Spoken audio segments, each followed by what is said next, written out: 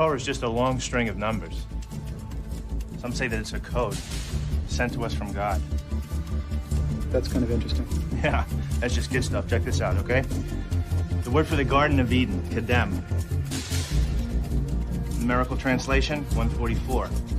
Now the value of tree of knowledge, all right, in the garden, right? Eitz HaChaim, 233. 144, 233. And you can take those numbers. So you know, like the Fibonacci sequence? Fibonacci. Fibonacci is an Italian mathematician in the 13th century. If you divide 144 into 233, the result approaches theta. Theta? Theta. The Greek symbol. Golden ratio, golden spiral. Wow. I never saw that before. That's like that series you find in nature? Like the face of a sunflower? Wherever the spirals. You see this math everywhere.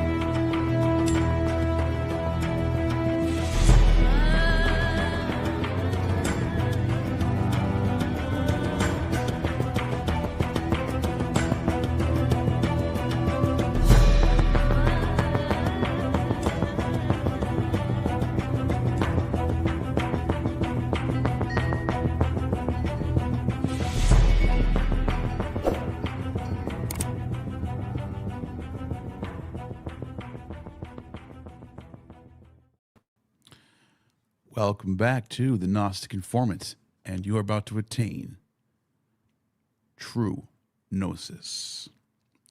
Cheers, everybody. I got my glass of Bacchic purple wine ready to go. You know, the vintage is here. Actually, in the ancient world, this wouldn't be the vintage time. This would be the first fruits time. The first vintage would be after the winter solstice, right around that time. So that's when you had the Haloa festival, or the pressing of the vats festival, where they press the wine out. I think that's what they call it. I'm not sure. Anyways, but you know, the cycles of the year, and why that matters is because in the ancient world, whether it's Greek or Roman, Athenian or Rome, there was so many festivals. Every single month, they were holding another festival. Springtime, wintertime, fall time, summertime, doesn't matter. I mean, you know, the spring equinoxes, you have these festivals, different gods in different places of the different cities. And over here, there's a festival for Attis. Over here, there's one for Adonis. Over here, there's one for Osiris. In Athens, you have the Theodosia, in Elis and in Arcadia, you had this Theodosia festival, which held on January 5th, the Nones of Janus, according to Pliny, which was an Epiphany holiday. And then it turns out that once the world becomes Christianized, what happens to these things? These things have been there for thousands, hundreds of years. I mean, it's part of the culture. People love it. Like, people, it wasn't like there was a button people pressed. The church pressed a button, and then everyone just stopped doing their culture. This culture just ended, and everyone just started becoming full-blown, 100% diehard fundamentalist Christians overnight. Like, that's just not realistic. What actually, when you look at the evidence, what it actually looks like is there's a slow conversion of culture from the old ancient pagan cultures. I don't like that word because it tries to lump everything into one thing. And that's where people get tripped up in this topic. But you have all these cultural norms and all these rituals and holidays and festivals and temples, and they're a part of everyone's lives. They're a part of their ancestral heritage. And then the Roman Empire makes a decision to become Christian in the 4th century. But you can also see, even leading up to those centuries, you can see in the texts like the Greek magical papyri, for example, or the Sibylline oracles, you can see a sort of blending of things happening. So the Greek magical papyri is the reason why I bring that up, is there's these texts that are inscribed in different, inscriptions and papyri and what do they call them? The magic like rings and bowls and all that stuff. And there's all these different like magic formulas. And what they represent is not necessarily like a priesthood that's doing some sort of like systemized theology. You're getting almost like New Age people today.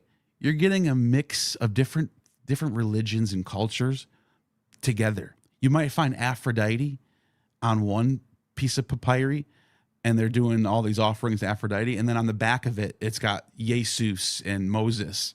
And like, what's going on there? Or the Sibylline oracles is a little more systematized, where you actually have Uranus and Saturn and Kronos, and then all of a sudden you're reading about Noah and the flood, and then Jesus being born.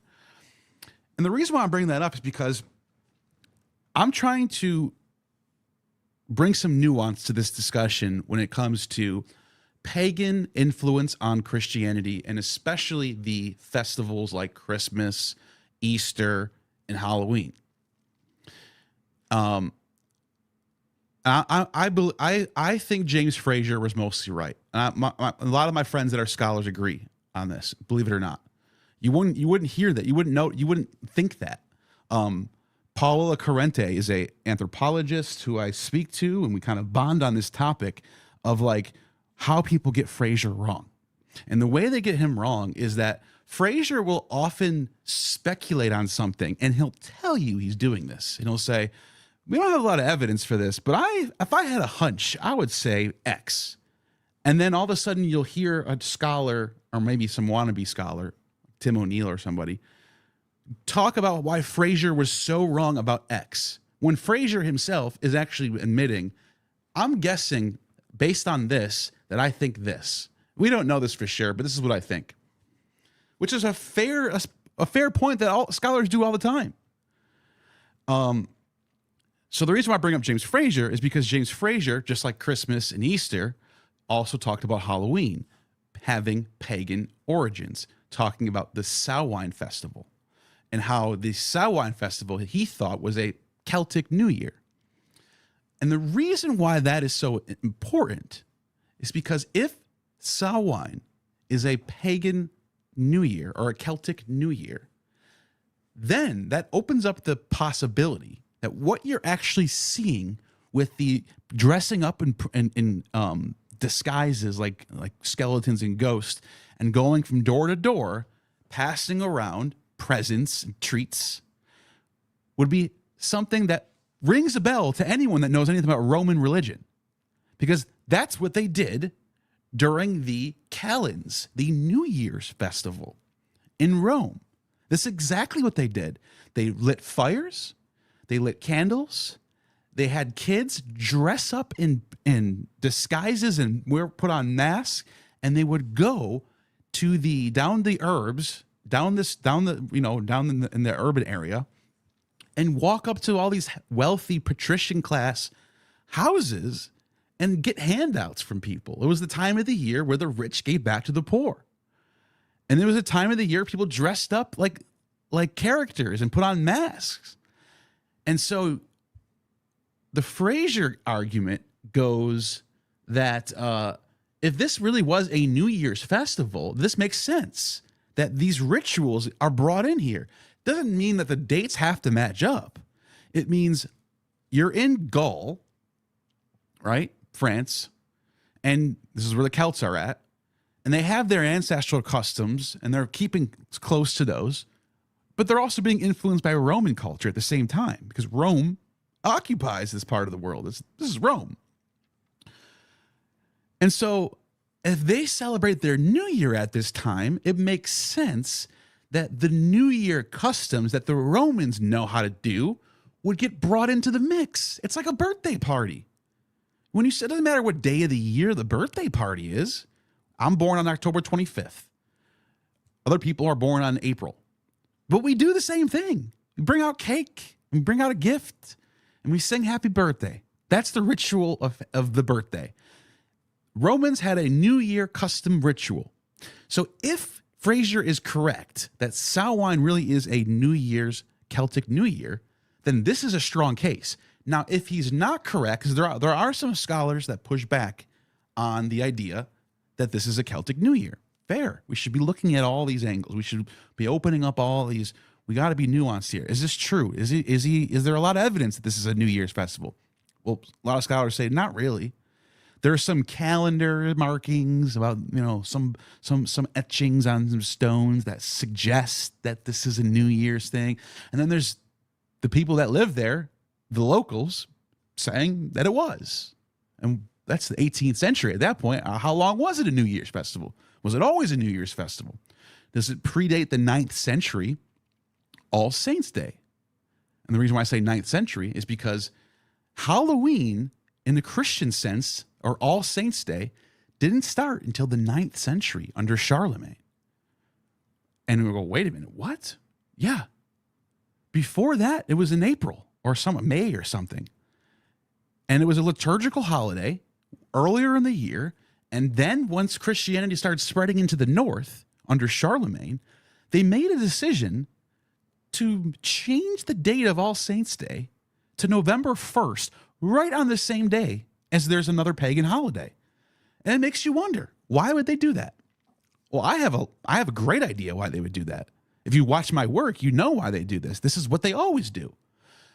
Pope Gregory, centuries prior to this, and this is in the Bede, the Venerable Bede writings. Bede talks about how there's a letter from Pope Gregory to the bishop in, I think the bishop in London. And he tells the bishop in London the playbook, the Christian playbook, 101 Christian playbook, which is this: do not destroy the lifestyle of these pagans. I can probably pull up the letter, actually. He says, it's in Bede, but you guys can look this up, or you can watch some of my videos that I talk about this. He says, don't piss the pagans off. Be nice to them. Here's what you're going to do. If you find a temple dedicated to a demon, a god or demon, take the idol out of the temple, sprinkle it with holy water, get it all clean, get it purified, put a cross in there, and then let them keep their calendar eventual events that they're doing. Just Christianize them. He tells them to do this. We can see their playbook. We know that these temples of Mithras were converted to churches. We know that these locations in Greece where ancient pagan temples used to be were converted to churches. We know that some of the cults were converted to saints cults, like the cult of Saint Demetrius, which a lot of scholars have pointed out is a transfer of the cult of the Eleusinian Mysteries. Demetrius, Demeter, same name. So when this topic gets brought up every year, it drives me crazy that you could see the sort of bias of a Western Christian culture, the assurance that what you're doing today isn't really pagan. Don't worry. It's okay. Us scholars got it figured out. Ignore those other scholars that say the opposite, though. Just listen to us. We got your back. And so, but I want to say this out front. There's a lot of good articles out there from good, nuanced scholars that are hesitant to suggest that All Saints' Day has pagan influence. those particular scholars will not say that decorating your house with lit up jack-o'-lanterns and dressing up like ghosts is Christian. They know that that's not Christian. They know that there's going to be a degree of influence from the previous cultures. That's just how anthropology works. That's just how culture is. There is no vacuum culture ever. And to think that that's a case means you are an apologist for Christianity. You are basically saying this thing is special and it's pure, and there's no way that any dirty pagan influence got anything to do with this. A prime example of someone who does this type of apologetics is actually, believe it or not, from an atheist or so-called atheist. And that is, I'm going to pull up an article right now from Tim O'Neill. I don't know if I was ever going to do a video on Tim O'Neill because he's just not big enough for, I don't know, he's just not worthy of like me wasting time, spending time editing videos on him. Which is a compliment to Bart Ehrman and Dan McClellan, because I actually did spend time working on why I think they're wrong about stuff. But Tim is like, he's not a scholar. He doesn't teach. He hasn't written any peer-reviewed articles. He just does blogs. And if you look at his blogs, actually, let me show you something real quick. Just to show you how biased this guy is. His whole website, History for Atheists. If you go to About History for Atheists, it's book reviews and critiques relating to new atheist bad history, the misuse of history and the use of biased, erroneous, and distorted pseudo-history by anti-theistic atheists. So this has nothing to do with History for Atheists. This is history for defending Christianity from an atheist perspective. It's apologetics from an atheist perspective. Like, look, these are the big things I'm going to tackle. Mythicism, that there was no Jesus. That's crazy. The Dark Ages. You cannot use that term, Dark Ages. Bad. That the Christians burned down the Great Library of Alexandria, and that Hypatia of Alexandria was murdered, which is a fact. He really will write an article trying to defend what happened to the Great Library of Alexandria and the murder of Hypatia, which is a fact. By the way, I know that there's scholars who bring in nuanced discussions about this topic and say that what we've got in some of these sources is not exactly the truth. Here's a more nuanced take of what I think happened. I know this, but it's never how Tim describes it. Tim does not care about nuance. Tim is ironically doing the exact thing that he thinks he's fighting against. And so you get topics such as defending against medieval flat earth. So like if you find a primary source of a Christian who's teaching from a biblical perspective, by the way, the Bible literally says the earth is flat. Tim O'Neill will come in with his Superman cape on and say, no, Christians in the medieval period didn't think this. They were following Aristotle and they were doing this and that. He has to defend it. Of course, he has to defend Christmas and paganism, which we're going to get into. The idea that Giordano Bruno wasn't a martyr. Really, dude? He defends the Inquisition, biblical literalism, Hypatia. This one was horrible. This is just awful. Like he's like talking about Hypatia as like she's like some pagan idiot. Who cares that she got murdered? She wasn't even a big scientist. Who cares? Like it's just like pathetic. This whole entire blog is pathetic. And I want to show you how to point out. Before I bring in a guest that I have waiting for me. I want to show you really quick how to point out how biased. And let me just show you why I could prove to you in some of these articles that he's biased. And we're going to start with the Halloween one, because he writes an article a couple years ago as Halloween pagan, and you think from an atheist perspective, you're gonna let's like calm down from this idea that like the Catholic Church is secretly pagan, which is like something everyone should agree with. They're not secretly pagan. All Saints Day is a Christian holiday. But what about the idea that from a scholarly perspective that's been argued for decades, that there's a degree of influence from pagan culture from things like Samhain on Halloween. Nope, you're not going to get any of that here. You're only going to get a completely one-sided defense, like it's in court. This is like a court document. This isn't like a really nuanced survey of the data where he tries to give you, here's what the data is, here's what I think, here's what this scholar says, here's what this scholar says, here's this one over here says this. You're not getting any of that. You are getting a lawyer in court trying to argue to free his victim, to free his defendant from the charges of being pagan. That's what you're getting here. Like, for example, look at this. We see it every year, Christmas and Halloween articles assuring us. Notice that language there. Because we are literally a Christian culture, wherever, especially in America, where literally like 8 out of 10 people are Christian of some denomination. Less than Europe, but still, especially in England too. This is not, nobody's assuring anybody that these festivals are pagan. People are making cases that some of this stuff comes from pagan culture. That's it. But notice how he flips it, because what's so ironic about this is that is exactly what he's doing.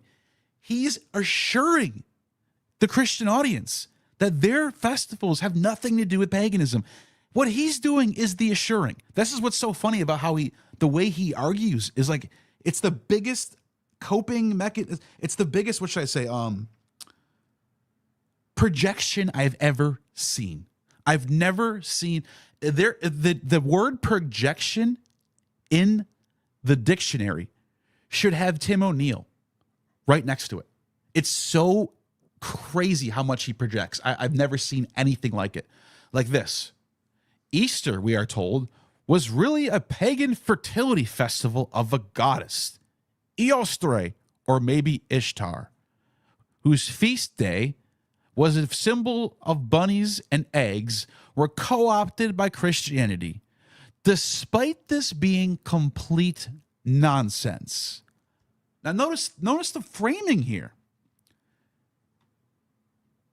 If he was being honest about doing a survey of the data here, he would say, now while the festival Easter is technically named after Eostre, who is a pagan goddess, on the calendar of the German calendar, according to Bede, our Christian who tells us this, here's why we should be careful before we say this is a Christian. He doesn't do that. He completely doesn't give you the nuance. He completely sidesteps the idea that Eostre has anything to do with Easter at all, when it does. That's number one. He's already, strike number one. You've already fucked this whole thing up. Now, similarly, we are told annually that Christmas is actually an ancient pagan festival of Saturnalia. I've never heard anyone actually say that before. That says Christmas is actually an ancient pagan festival called Saturnalia. Have you ever heard anyone say that before? I've heard people say the Christmas celebrations are inspired by Saturnalia. Here's why. Even the scholars that he cites say this. That's what's so crazy about this. He is so biased that even the scholars that he cites, he just ignores them. I'll give you another example. I'm gonna scoot down a little bit. So he talks about, pagan origins of Halloween, and he says Halloween may be the evening before All Saints' Day, but it falls. I don't know what he means by that, but it falls on this date because it was originally a pagan. Oh, he's giving the pretend. He's pretending to do a steel man here, I think, which is good. You should do that. But look how obviously biased it is. But it falls on this date because it was originally a pagan Celtic festival of Samhain, and all the spooky associations that has come from this pagan festival of the dead. Trick-or-treating, jack-o'-lanterns, dressing in costumes associated with supernatural, all these things we are assured. Again, who's doing assurance of anyone? Who's doing this? Who's assuring anyone that this is, who gives a shit if this is pagan or not? Seriously, who is honestly who needs to be assured that paganism or that Halloween is pagan? But do you honestly think that Christians don't need to be assured that their festivals are not purely Christian? Isn't that funny? Isn't that funny how he uses that term? So it is not surprising that this commonly held idea, one that is reinforced every year, is accepted without question by many atheists. And therefore, some of them use this fact to taunt Christians for celebrating what is actually a pagan festival. Here we go, Superman with his Superman costume, ready to defend the Christians against evil atheists like Seth Andrews with 382,000 followers. I'm going to defend the Christians against this big YouTuber, right? I'm just going to scoot down a little bit. I'm not going to read the whole thing, but you guys can find this on your own. So he goes into some of the stuff Seth Andrews said, and that's another thing he does. Another thing I noticed is he doesn't actually address like scholarly approaches to this topic. None. Not even a single one is in this whole entire blog. He barely talks about James Frazier. And instead, he looks for someone that's easy, someone who's not an expert, who is basically doing a YouTube channel somewhere or a Twitter post somewhere, and then defends this topic against this easy straw man. So here's his straw man, who Seth Andrews is his straw man. Now, whatever Seth Andrews says, I don't really care, because this has nothing to do with the data. It has nothing to do with the scholarly tradition about this topic. It has nothing to do with what the actual discussion is when it comes to this. The actual discussion, the actual debate. There was just a peer-reviewed article last year around this time that I read that was really good. It was I liked it, even though I didn't disagree with it. But it was arguing against Frazier.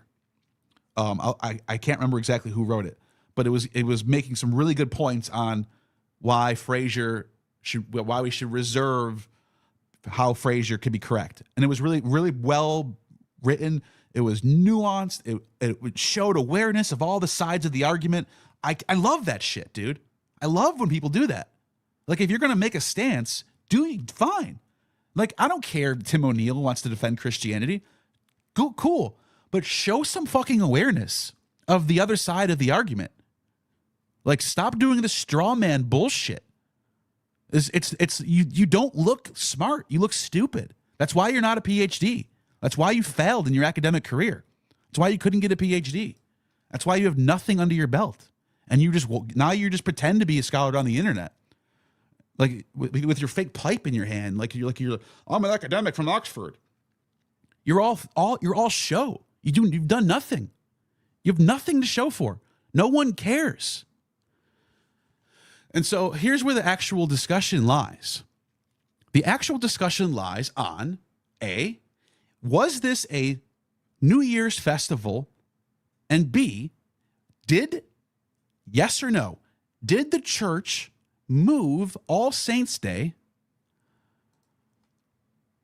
from April? I'm just going to go to Wikipedia because it's so easy and it's got so much already on here. I can flip through academic papers and bore you guys to death, but let me just give you like the little skinny on this.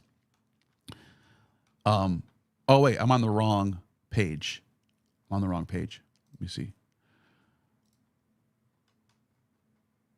Let me see if I can find All Saints Day. Here it is. All Souls Day? Is that it? No.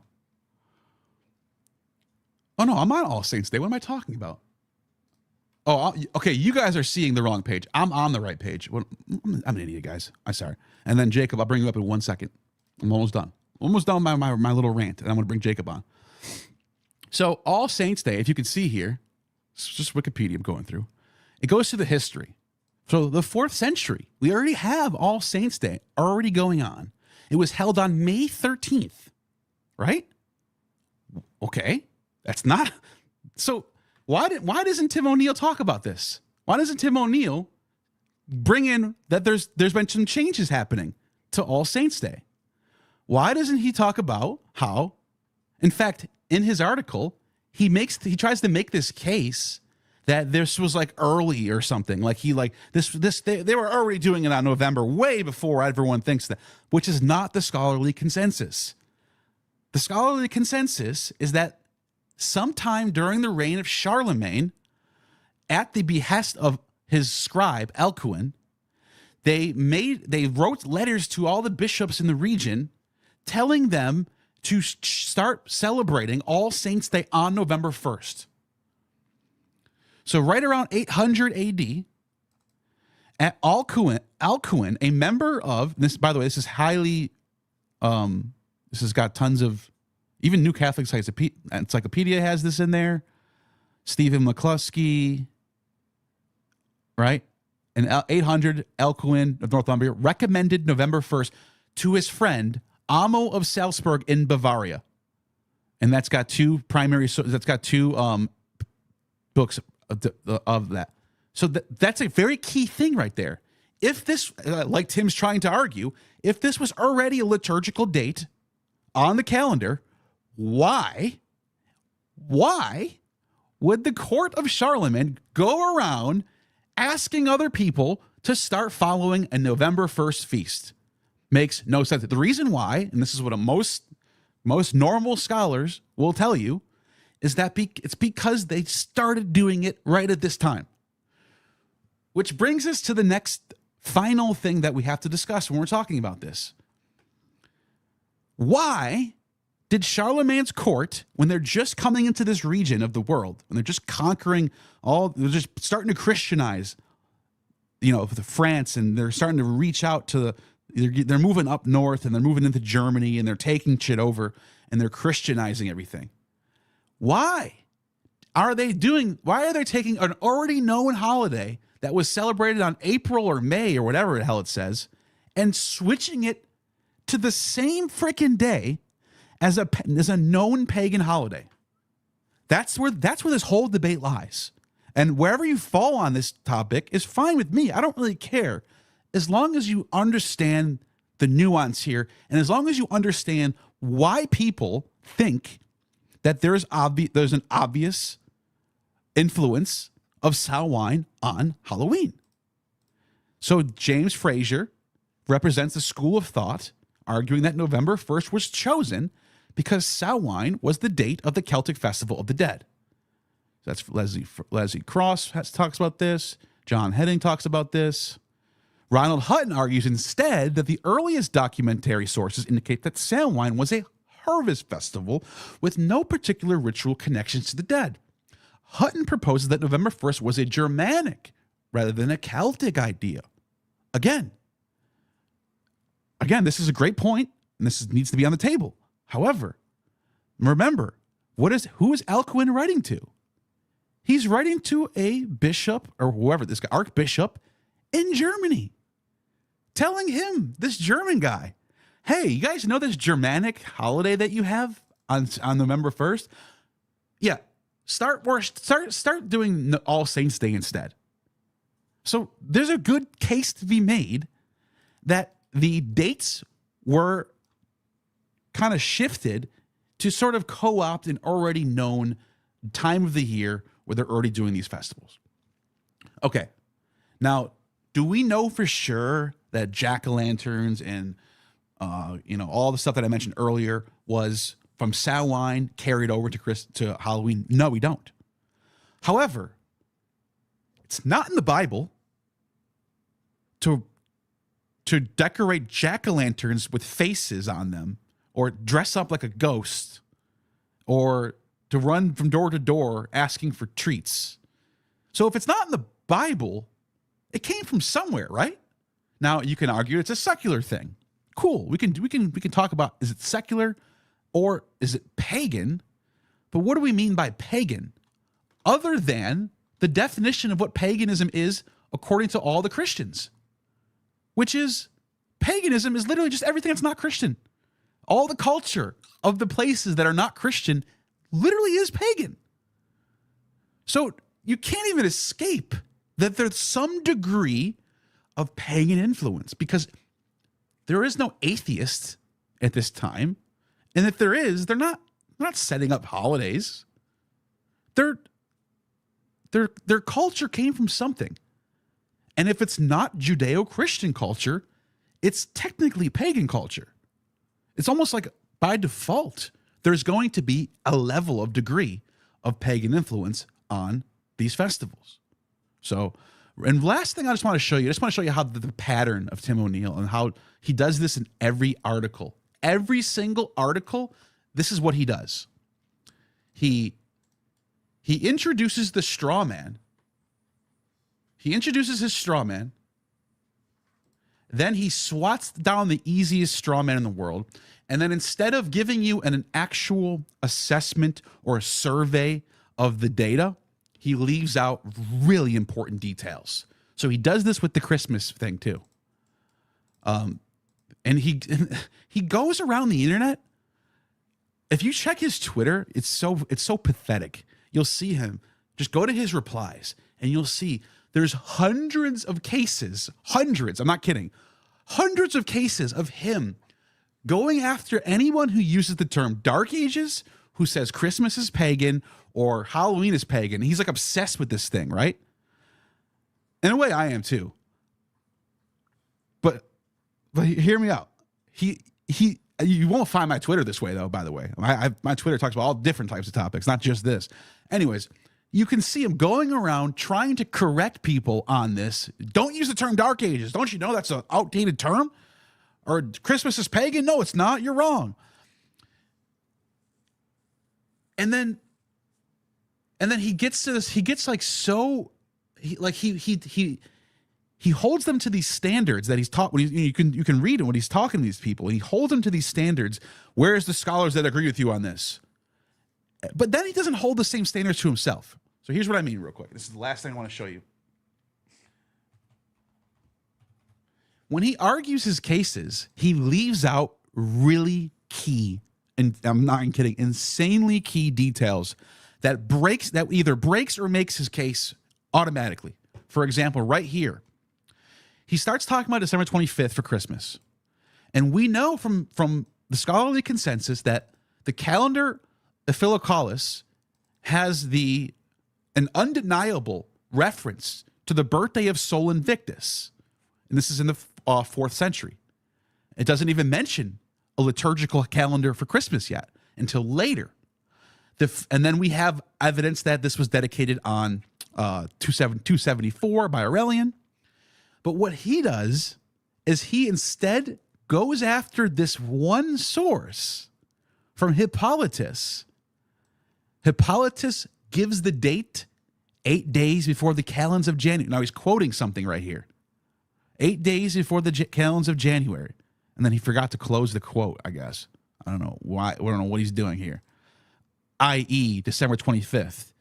And it was December 25th that eventually predominated. But guess what?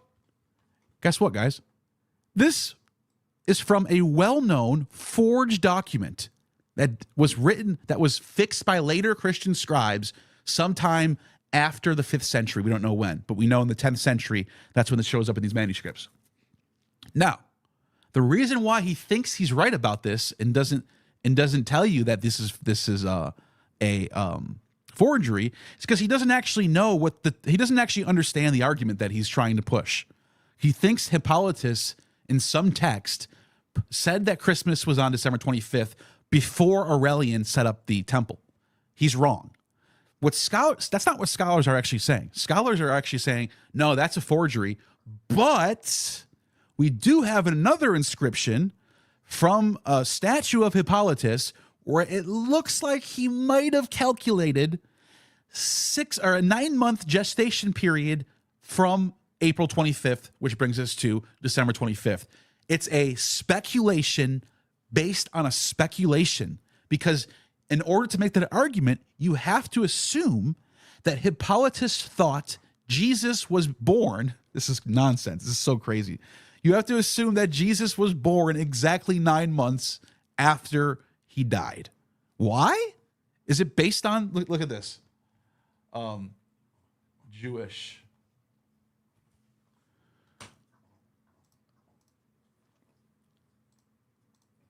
I think he talks about the Jewish tradition in here. Yes, here we go. Because since I've looked more carefully at the Jewish prophets were thought to die on the date of their conception. It seems that Jewish tradition was that they died on the date of their birth. This is a Talmudic tradition. Blah, blah, blah. So this is only, listen, this is what's so funny about this. Tim and Neil can't admit when he's wrong. He was corrected on this. There is no examples of a Jewish prophet, because he says well known. He says well known in here. Well, I think it was well known. He might have deleted it or fixed this or something. I don't know. I can't. I have to go through this article again. Maybe he wrote. Maybe it's Hebrew, Judean. Anyways, somewhere in this article, he talks about how there's this well-known Jewish tradition where prophets died on the day they were born. And then he corrects himself later in his own blog where he goes, I was wrong about that, guys. It's really a Talmudic tradition that they died on the day they were born, not 9 months after. So not only does he admit, this is so funny to me. I don't know if you're following along. This probably sounds like a bunch of jargon right now, but just hear me out. This is crazy how bad he is. He admits that there is zero tradition about prophets being born 9 months after they die. Zero. Not a single example of it, except for Jesus. But he finds this apologetic argument that there's in the Talmud, that because in the book of Exodus, it says, and Moses was 120 years when he died. And in the Talmud, someone in the Talmud wrote, Moses probably was born on the same day he died, according to that's what it says in the Bible.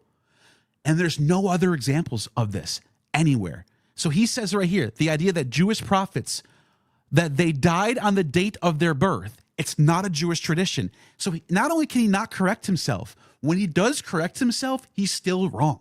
And he's still either lying or doesn't know what he's talking about. So there's a pattern with this guy. This is what he does. He comes in and he figures out the topic that he wants to, whatever topic he wants to discuss, Christmas or Dark Ages, and he shows you the straw man. Like, for example, in his Dark Ages blog, he wrote down, people say the Dark Ages was from 500 to 1500 AD. Here's why that's wrong. Well, guess what?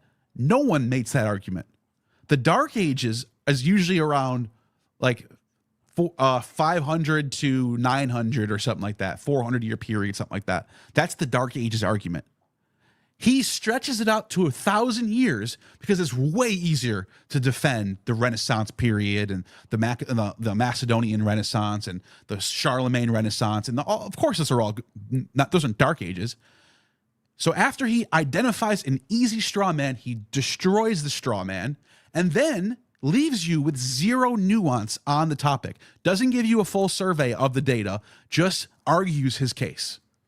And this is why I wanted to talk about this on this day of Halloween, because that is what I'm so sick of seeing from so many people on this day.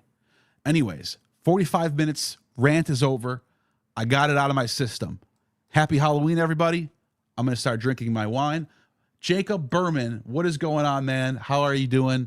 What is your thoughts on everything I just said? I need to shut up for a while. I'm great, Neil. Thank you for having me on.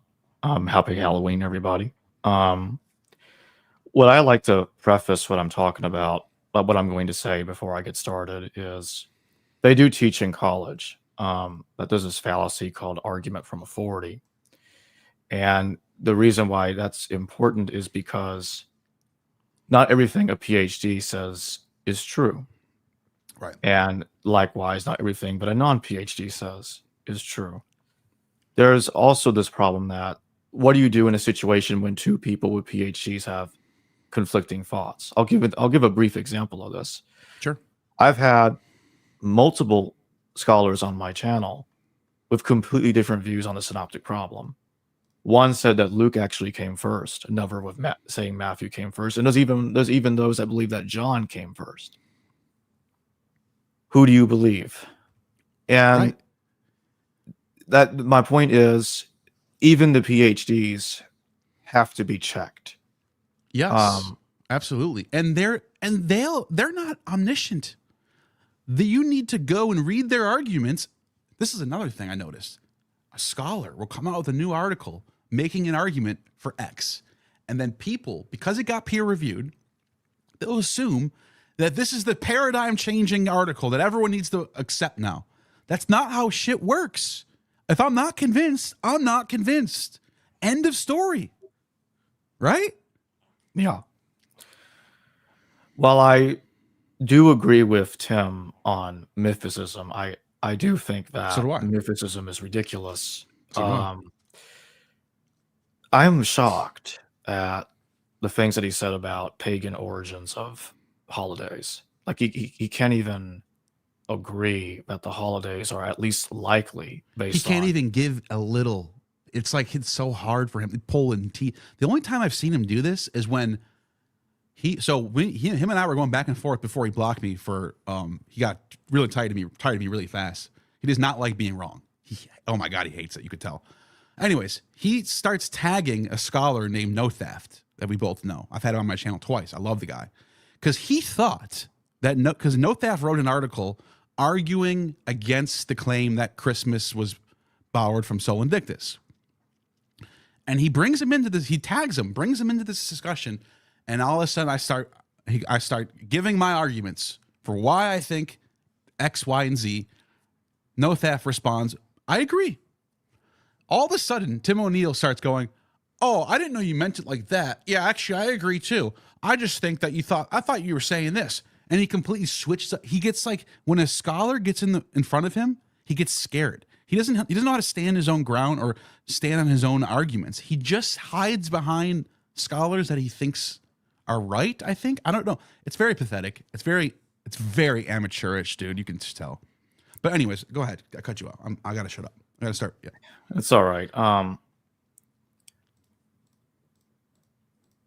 I don't think I've had Tim on my channel before. I know you've had him on here before too, and I've never had him on. No. Oh, you didn't? No. Okay, I misremembered for a second. Our friendship never got that far. Okay.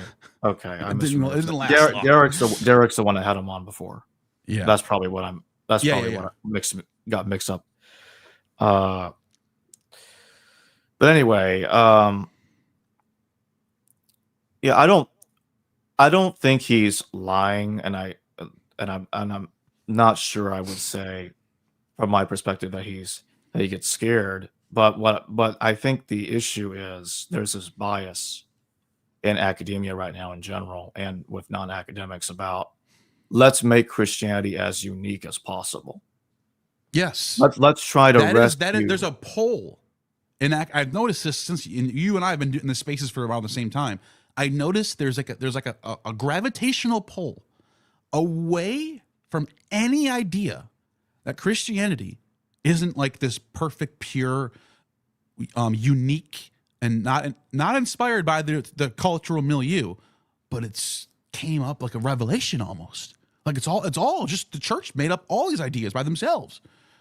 Like, and there's no other culture in the world that you can say this about. You go to India, you go Hinduism and Buddhism and all that stuff over there, and you can see all the overlap and how much they influence each other. You go to China and Taoism and whatever, all that stuff. You can see all the cultural evolutions of all this stuff. No one denies that. As soon as you get into Europe and Mediterranean and you start talking about Christianity, there is just some pull that pulls you out of the idea that Christianity could be inspired in any degree by the place that it's coming from. It's a Greek text. The Gospels are written in Greek for Greek-speaking people in Greek-speaking cities, but has no Greek influence. Isn't that crazy?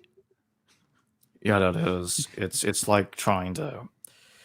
It's like trying to deny that there are parallels between the trial of Dionysus and the trial of Jesus. Because it was over specifically the divinity claim of Dionysus, Exactly. just like what happened with Jesus. The whole point of the Bacchae, No. the whole point of the Bacchae is the same point of the Gospels. That Yeah. is, recognize me as the God, as your God, or else it's too late. He literally uses the term, it's too late, agave. You didn't recognize me before it was too late. It's like that saying in the Gospels when people run up to Jesus and say, Lord, Lord, have we done this in your name and having done that in your name? And Jesus responds, I don't know you. I never knew you. Get away from me. And the Lord will return like a thief in the night. That's exactly what Bacchus says to Agave.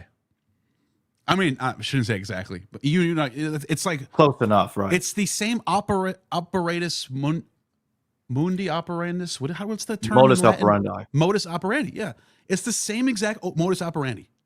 The same physics behind it. The same purpose is going on, even if it's not the same words. You know what I mean? Mm-hmm. And there's another thing. Like it's like somebody denying.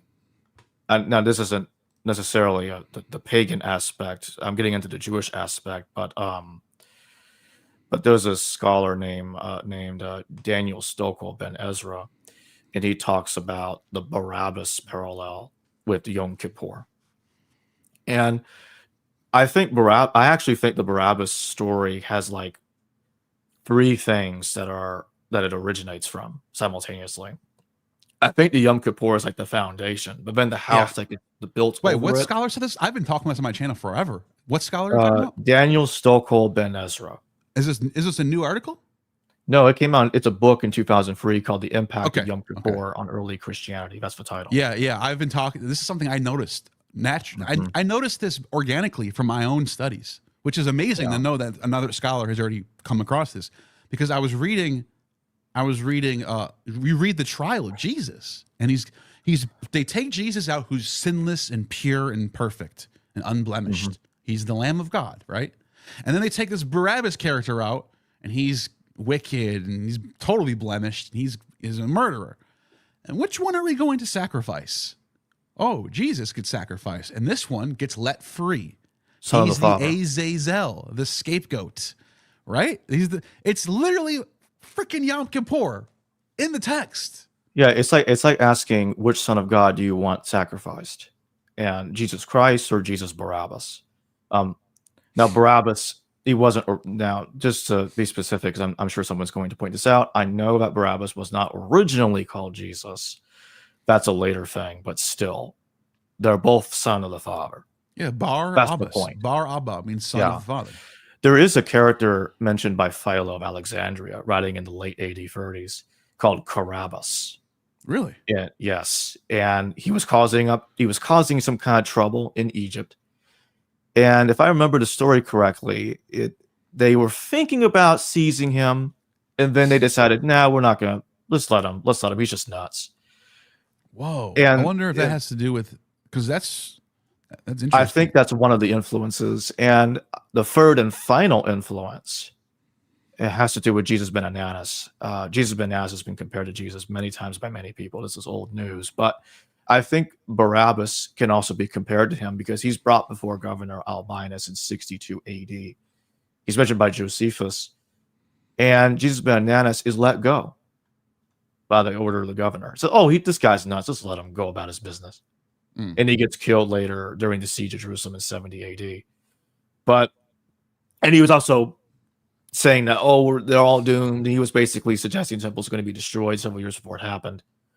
It's kind of similar to Jesus in the Gospels, who is allegedly the historical Jesus, according to the Gospels, is foretelling the destruction of the temple. So I think those three things, Yom Kippur, Philo's Carabbas, Jesus ben Ananus, they're all influencing the Barabbas character in the Gospels. Sure. Although I would say, if I had to pick which one influenced the character the most, probably Carabbas in terms of the historical aspect, because he's placed in the 30s AD, just like Barabbas is in the Gospels. And the Gospels takes Barabbas and puts him in this trial scene with Jesus. And they get them together. Before the Gospel of Mark was written, there's no evidence. There's no reason to believe that there was such a man called Barabbas that was really with Jesus that appeared before Pilate. Yeah, there's nothing. That's nonsense. There's no reason to believe it. Yeah. I think the Gospel's super late, as you know. I put them all in the 2nd century. And which if you and I used to talk about this, I would push back on you hardcore. I guess I'm being a bit of a Tim O'Neill here. I would not listen to your arguments. And then now now it's getting more and more popular to move the Gospels in the second century. And now I'm kind of doing a Tim O'Neill on you and going, okay, now I believe you. Which this is like, I got to check myself on that. I hate people that do that shit. But no, and you called it. I mean, I can see now. I can definitely see, and I guess that's part of like being human is you want to like. It is. You don't want to listen to someone that you think doesn't know as much as you. Something like that, yeah. And then it's like, but then once an expert co-signs it, all of a sudden you're like, you see it differently. It's weird how that works. Yeah, that is literally what they teach in college. Argument from authority. And why that's a fallacy, and he's the king of that. He's the king of that. It's kind of a disturbing. That's his whole presence online is just like, here's this one scholar who agrees with everything I say. Well, and what about these other scholars that say the opposite? They're just wrong. I just don't care. And of course, to get into the more controversial section, remember the first time you had me on your show 4 years ago, and I was talking about the late dating of Paul's letters. And there were a couple of years where I stopped talking about it because I got intimidated, just in general, because I felt odd. Like I'm bringing on so many scholars that say that Paul's letters are definitely in the mid-first century. Just late dating is nonsense. Mm-hmm. But very slowly and surely, it's very slow, I admit. But there are people here and there and scholars here and there, like Nina Livesey, coming out and saying there's a problem with the dating of Paul's letters. We cannot pretend to be so sure that these letters are actually mid-first century. Yeah, and she goes, I didn't even know how far she went to say she doesn't even think Paul existed. She doesn't explicitly state that, but if you talk to her, she'll kind of say that. And I know. She kind of suggested that to me. If you're gonna go as far as say that the 7 authentic, quote unquote, letters of Paul are not real, then what? You're already there. You're already so close. Well, now, not if Clement is giving us the historical Paul, and I think he does. And with Clement, it's very limiting. He doesn't say very much. He suggests that he was he was an apostle. He was preaching in the earlier, I would say, in time than the standard dating would typically place him. He said Paul died a long time ago. It seems to be 30s AD, and he attributes a letter. Doesn't tell us what the letter is or the title of it. He just says he wrote a letter. It doesn't preclude that Paul didn't write other letters, but Clement doesn't mention them. And it has parallels with 1 Corinthians because Paul is complaining about, he quotes it, part of it, and he's complaining about other groups of Christians like Apollos and Cephas. And he's like, oh, there's division. I can't stand it. But Clement doesn't quote anything from Paul, at least not that I can remember right now, in which Paul is trying to preach, let's set aside our differences. That's the interesting part. Clement doesn't seem to be I think she also thinks Clement is written later too, though. She's basically moving Christianity into the second century altogether. You would have to do that if you're going to put doubt on a historical Paul. You would have to toss one Clement out the window, which Nina does do that. So she slides the whole entire tradition of Christianity to the early second century, something like that. And like at first it sounds crazy to even think, well, what? How do you just, when you actually listen to what she's saying, it's not, I'm not saying I'm sold by what she's saying and I believe what she's saying. Sure. But I can tell that what she's saying is backed up by the evidence, it's scholarly, and it's plausible. And by the way, let's not forget, this is her wheelhouse. Like if you're a Dead Sea Scrolls scholar, you know Dead Sea Scrolls, and you start arguing that these Dead Sea Scrolls are not authentic, I'm going to listen to you.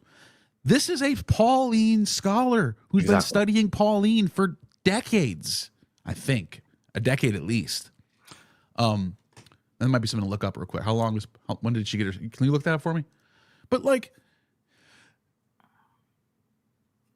yes, this is her wheelhouse. So I have to pay attention to it. This is her expertise. I can't just listen to what this freaking nut bonehead PhD has from divinity school because they were taught differently. I don't care what you think. Your education is not, there's quality over quantity here.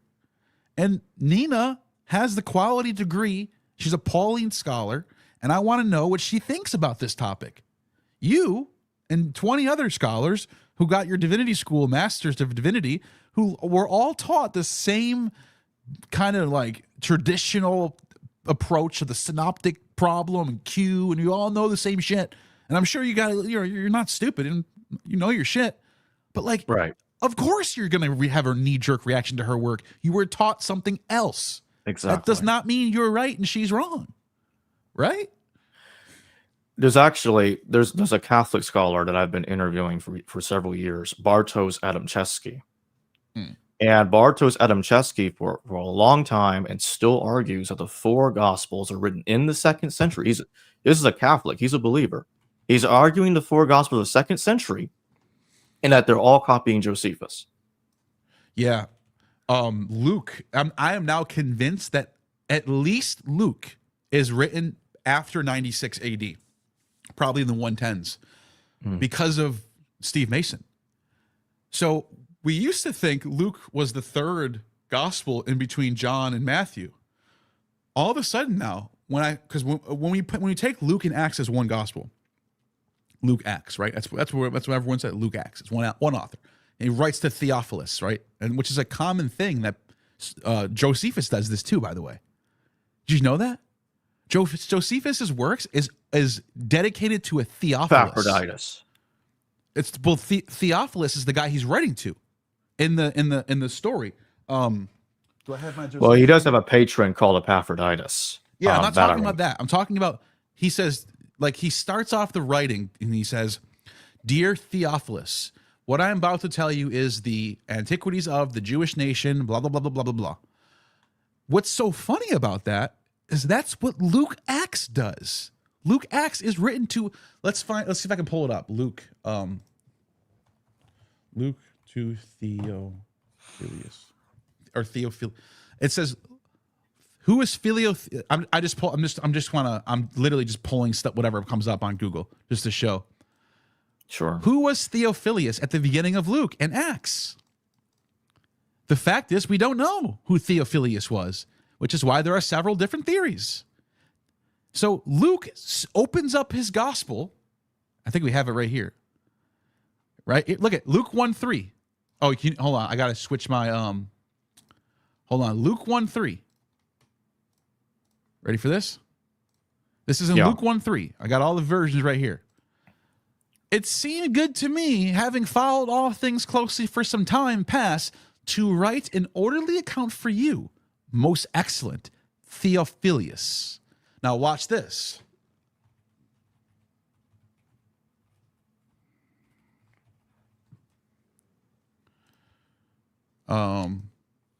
Flavius Josephus.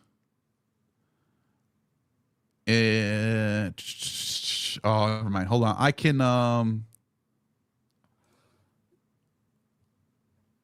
me just see here. Maybe it's right here. Theophilus. High priest. That's someone else. Okay, let me see if I can pull it up again. Let me just see. Maybe it's in Loeb. Maybe I'll just go to Loeb. Okay. But from what I understand, Josephus is written to a Theophilus. So, anyways, what? Yeah, I could try to find it. But what do you think about that? Oh yeah, that's not what I wanted to. That's the reason why I'm even bringing that up, is because, well, first of all, the name means lover of God. It could just be a title. It could just mean, hey, lover of God, here's my story that I want to tell you. It could just be like that. But the fact that Luke and Josephus both do this is odd.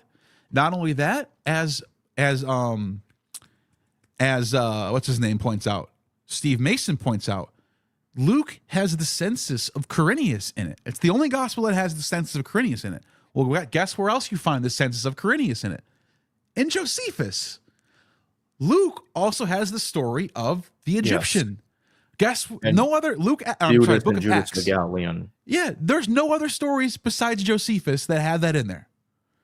So wait a minute, and then Steve Mason keeps going. He's giving me one after another. He's giving me like 10 examples of parts of Luke that you find word for word in Josephus. Someone's borrowing from someone, and it's not likely that Josephus is borrowing from Luke. Josephus is writing it's the other way around. massive volumes of shit. I'll He's the say- historian that everyone knows, and you think he's going to Luke to borrow for shit? No. Let's fucking be real here. So we know it's written around 96 because he's writing it to Domitian, right? Yeah, he's writing. He said. He writes the first one to Flavius Titus. I'm sorry, to Vespasian, and then he writes the second one in Domitian's time. He writes two works. What I recall is Josephus. I don't recall him stating that he wrote to Theophilus, but he did say he wanted to write an account of the Jewish history for his patron Epaphroditus. That's what's similar with Luke Acts. He's saying that his patron is Epaphroditus, like Luke Acts does with Theophilus. It says right here in the Clinton Biblical Encyclopedia, Theophilus or Theophilus in Greek, friend of God, the name of two men associated with sacred history. One of them being the New Testament, the other Josephus. So they're right here. I'm looking at it right here. I'll share my screen. Let me share my screen.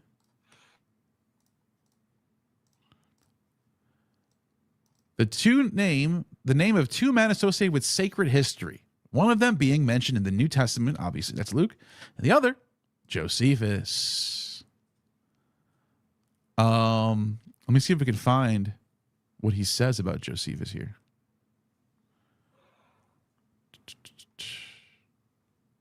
I don't know. But yeah, you get what I'm saying. The point is, there's a lot of weird shit lining up with Josephus and Luke. So, Hugh Schoenfield, I believe it was in the mid 20th century, he pointed out that Joseph of Arimathea is very similar to Josephus Flavius. I think he's the one that started the trend of comparing Joseph of Arimathea to Josephus. And just so everybody knows, he's a historicist. He's not a he was not a mythicist. He's a historicist. He did believe in historical Jesus. He was an advocate of the swoon theory, which is the idea that Jesus survived the crucifixion. But anyway, I think that I believe this is in this book called The Passover Plot. Joseph of Arimathea, if he is based on the character of Josephus, which I think that's true, then the Gospel of Mark would be aware of Josephus. Because the Gospel of Mark is the first gospel, or at least the earliest known gospel, to talk about Joseph of Arimathea. So I do think that he's based on Josephus. And the similarity specifically has to do with Josephus goes to Commander Titus and he asks him to take 3 men down from the cross that he recognized when he was traveling about a road and he saw these 3 men being crucified. This is at Josephus's Vita, life. And Titus grants it. 2 of them die and 1 survives. And it's similar to Joseph of Arimathea asking Pilate for the body of Jesus. Can the body of Jesus be taken down from the cross for the purpose of burial, proper burial? And so I think Hugh Schoenfield is right about that. And in a sense, Jesus Benananis is in a similar vein there because of the parallel with Barabbas, I would say, and with some of the teachings of Jesus in the Gospels. Mm-hmm. Also, the road to Emmaus, Gary Goldberg, he wrote a piece on this. I believe it was Gary Goldberg. Actually, yes, it was Gary Goldberg, and I had him on the channel once. Gary started the trend of comparing the road to Emmaus to the Testimonium. Now, Gary did not do this to argue that the Testimonium was an interpolation. He argued that the Testimonium, and this is where I disagree with him, he argued that the Testimonium is entirely authentic and is an abbreviation of the road to Emmaus. I think you can take his work and argue to reverse that. Because I don't have a problem with the Testimonium being written the way it is, and I think the road to Emmaus is basing its language, the way it's written, off of the Testimonium, but not the other way around. I don't think that Josephus knew Luke or knew a proto-Luke. I think that the reason the testimonium is similar to the road to Emmaus because the road to Emmaus is dependent on the testimonium and not vice versa. Now, there's another parallel with Josephus. Now, we're going to go outside the New Testament for this one. It has to do with the Acts of Paul. The Acts of Paul is where we get this ridiculous idea that Paul was killed under Nero, and then he was somehow alive after that. That's the Acts of Paul is written in the late 2nd century by some guy called Lucius Carinus, and Lucius Carinus was even viewed as a con man or early on. But yet, even though he was viewed that way, they adapted what he said about Paul's death under Nero, and it became mainstream. Everybody just started assuming that Paul died under Nero. Yeah. Clement is our earliest source on Paul's death. He has a completely different version of events about Paul's death. He said that Paul made it furthest west of the empire, and that envious men killed him. He didn't say that Romans did it. He didn't identify Romans at all. Just other people had Paul killed. So this is Oscar Coleman. He pointed this out in the early 20th century. So where did the Acts of Paul get this idea that Paul died under Nero? He got it from Josephus. I'll tell you why. There's a character called Solus, mentioned by Josephus. And Solus and Costabarus, his brother, they were brought before Emperor Nero in Achaia, according to Josephus in his Jewish Wars, to lay the blame of the war upon Governor Florus. That was their goal. And Josephus never mentions the two of them ever again in his works. It's implied that they're in danger of even making this accusation. And we never hear from those two again. While Josephus does not explicitly state that Nero had them killed, I think that's implied.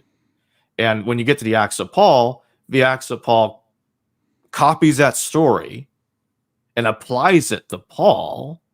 And by the way, this would happen in 66 AD, which is about the time that Christians assumed that Paul was executed by Emperor Nero, or at least sometime in his reign.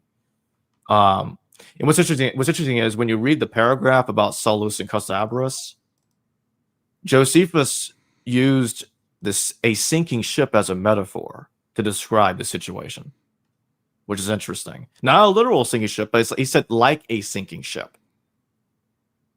In the same paragraph that he talks about these two men. Just wanted to point that out.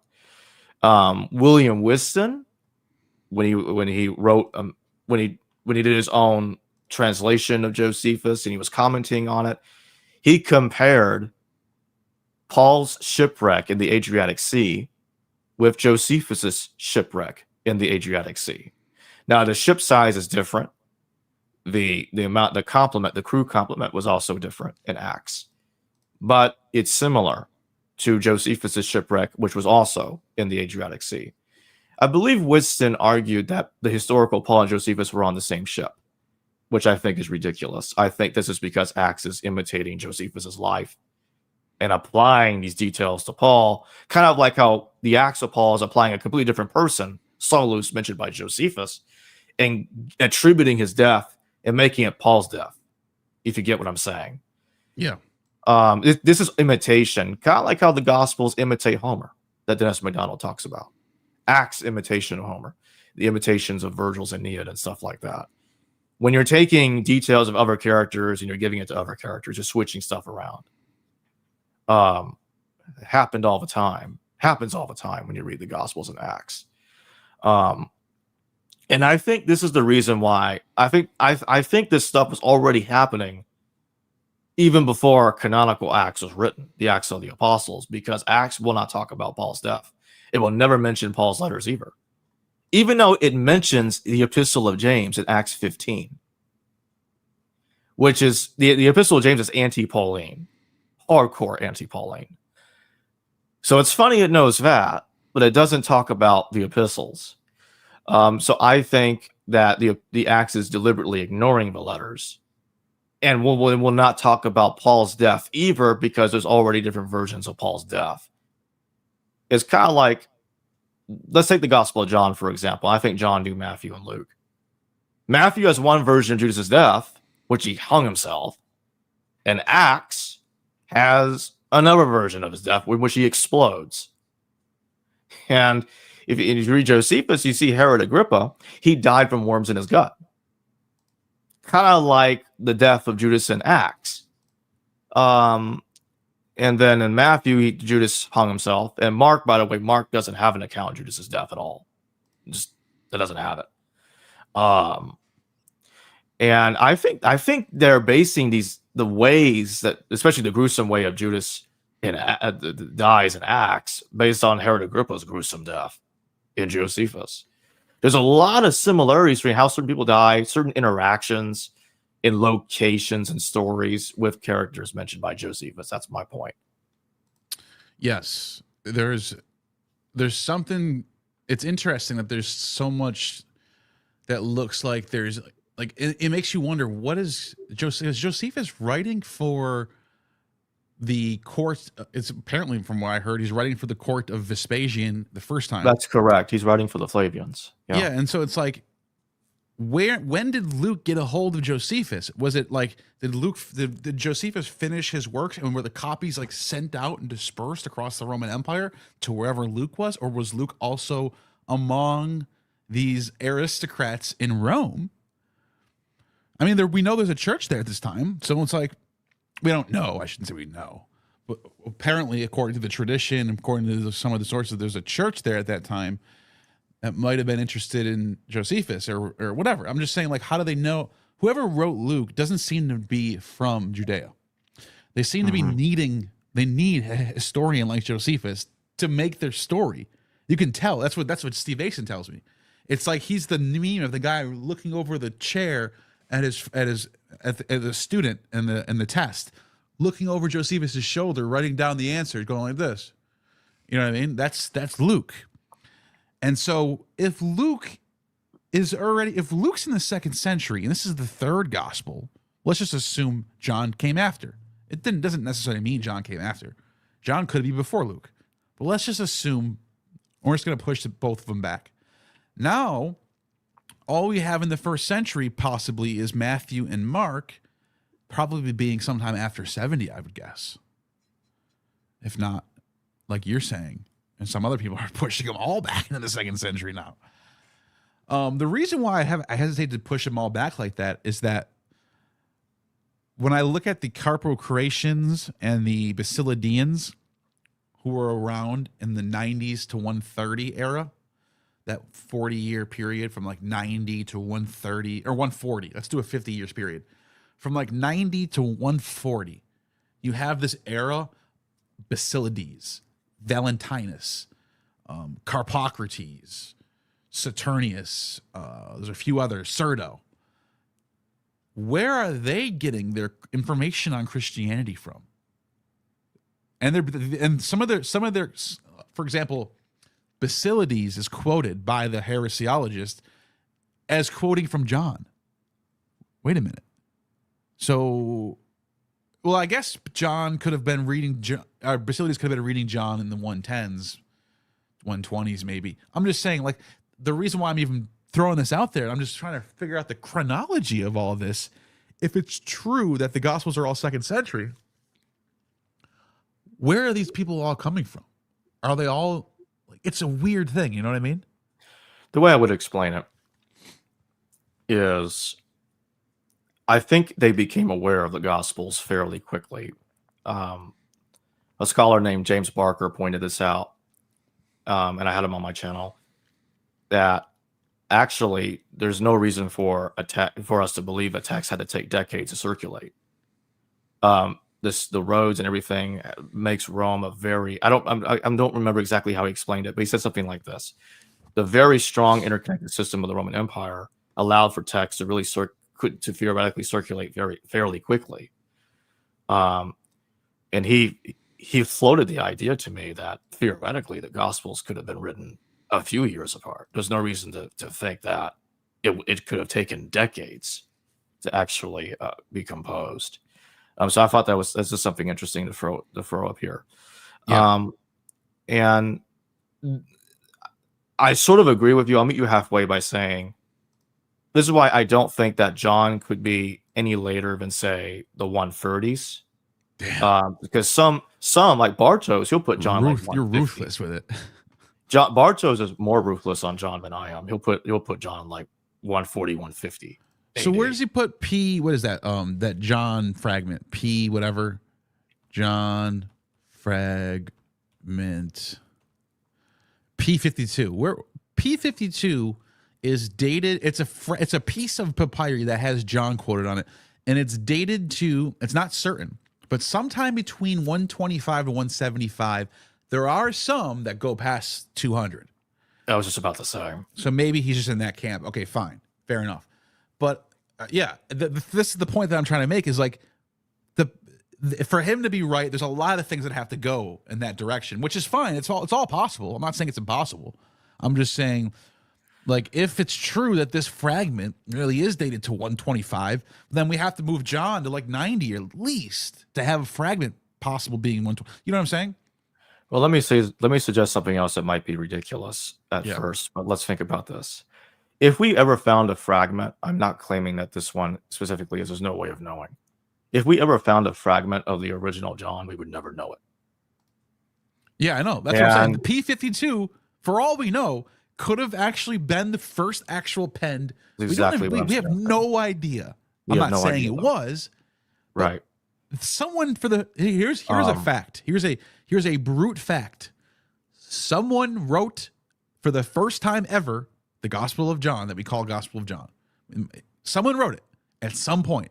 That means, does it exist anymore? Is it destroyed? We don't know. But it did happen at some point, and is a possibility that fragment might be it. I'm not saying it's guaranteed or even I'm just saying it might be. You never know. Anyways. Solar Knight, thank you for the super chat, writes, when a state-sanctioned festival comes round, people put various religions on the shelf for a communal party time. Nothing has changed? Yeah, I think I know what you mean by that. It's like when culture, like the way culture I notice with any part of the world is that when things of old die out and new things arise, oftentimes there isn't like a one ends and the other starts. It's often an evolution. There's often a blending of culture into each other. So, like, great example, music of our generation. Look at 60s music. You know, the Beatles, the Rolling Stones, the Doors, the Doors would be the 70s, right? And then you start getting into the 70s and you can see it starts to change a little bit, but you can still feel that 60s vibe in some of the 70s music. It's like the 60s and 70s go together. They're like hand in hand. But then you look at the 80s and all of a sudden the 80s looks nothing like the 60s anymore, but you can still feel the 70s vibe in the 80s a little bit. Same with the 90s. The 80s kind of blends into the 90s a little bit. The same sort of color and the way everyone's dressed, and you can kind of see the 80s and 90s look very similar. But the 90s doesn't look like the 70s anymore. You can see the changes starting to move, and they blend into each other one by one. They morph into each other. That's what I think religion is like. Religion does not have this one starts here and ends here, and this one starts here and ends here. No, they're all sort of like culture. Just that's the way culture is. They blend into each other. The Callan's New Year's festival, where they shut everything down for the year, that didn't change. They didn't stop doing that and said, all right, we're no longer going to, today on the year 479 AD, on March 3rd, or on January 1st, as of today, what we did last year, no longer we will do. From now on this very day, we're going to do this now. It didn't happen. Things don't change like that. They just morph. They just slowly morph into something different. You know what I mean? Imagine like seeing in our period of time, 1979 comes along, and all of a sudden it's like, all right, everyone, tomorrow on January 1st will be 1980. And everything we just did for the last 10 years, we're no longer going to do anymore. We're now going to start doing 80 stuff. It's like, no, that's not how shit works. So, yes, do they stop practicing things that are totally pagan in their eyes, or like worshiping gods or honoring statues? And yes, that's what Christians stop doing. But are they totally just like wiping out their culture and starting fresh? No, there's no evidence that ever happened, ever. There's no evidence that ever happened anywhere in history, even the Judean culture. This is the funniest part about this whole topic. Scholars love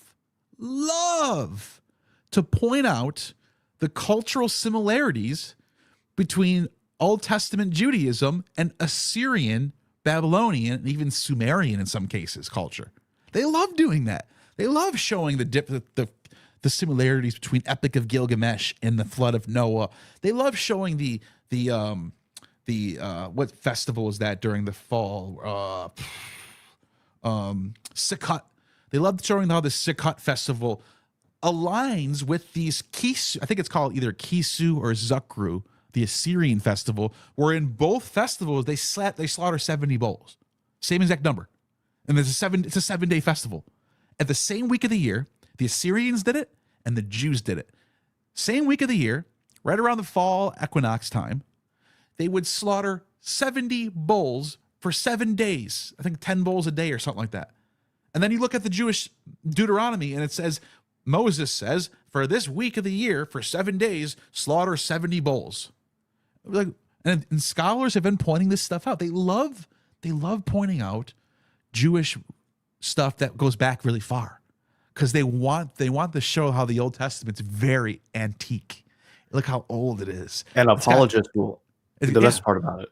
I'm sorry, I didn't mean to interrupt you. No, I'll just finish my point. They love pointing out the antiquity of the Old Testament and how it matches up with Sumerian and Assyrian. But then when we get to the New Testament and Christianity, all of a sudden it's out the window. It's off the table all of a sudden. It's so wild. I know. And what will happen is Christian apologists will use the Old Testament. So any parallel with anything in the Old Testament to the New Testament, they're like, that's a prophecy about it. Right, exactly. It's a foretold prophecy rather than the obvious thing that they're drawing these motifs into the new story.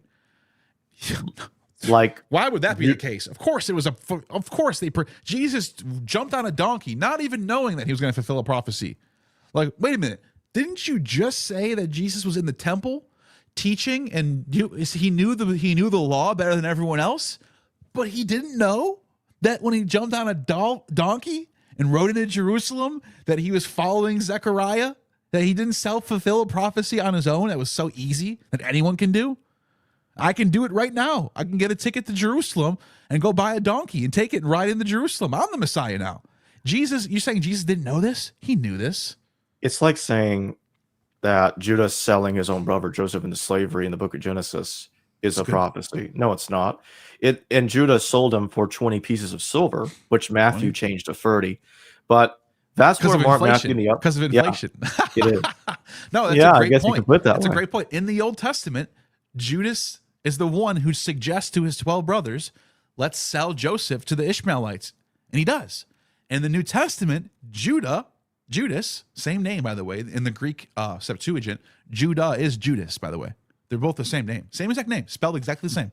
Judas and Judas. And Judas in the New Testament sells Jesus out for 20 shekels. And then and another point that you get in the Psalms, it talks about the betrayer will be the one that we break bread with.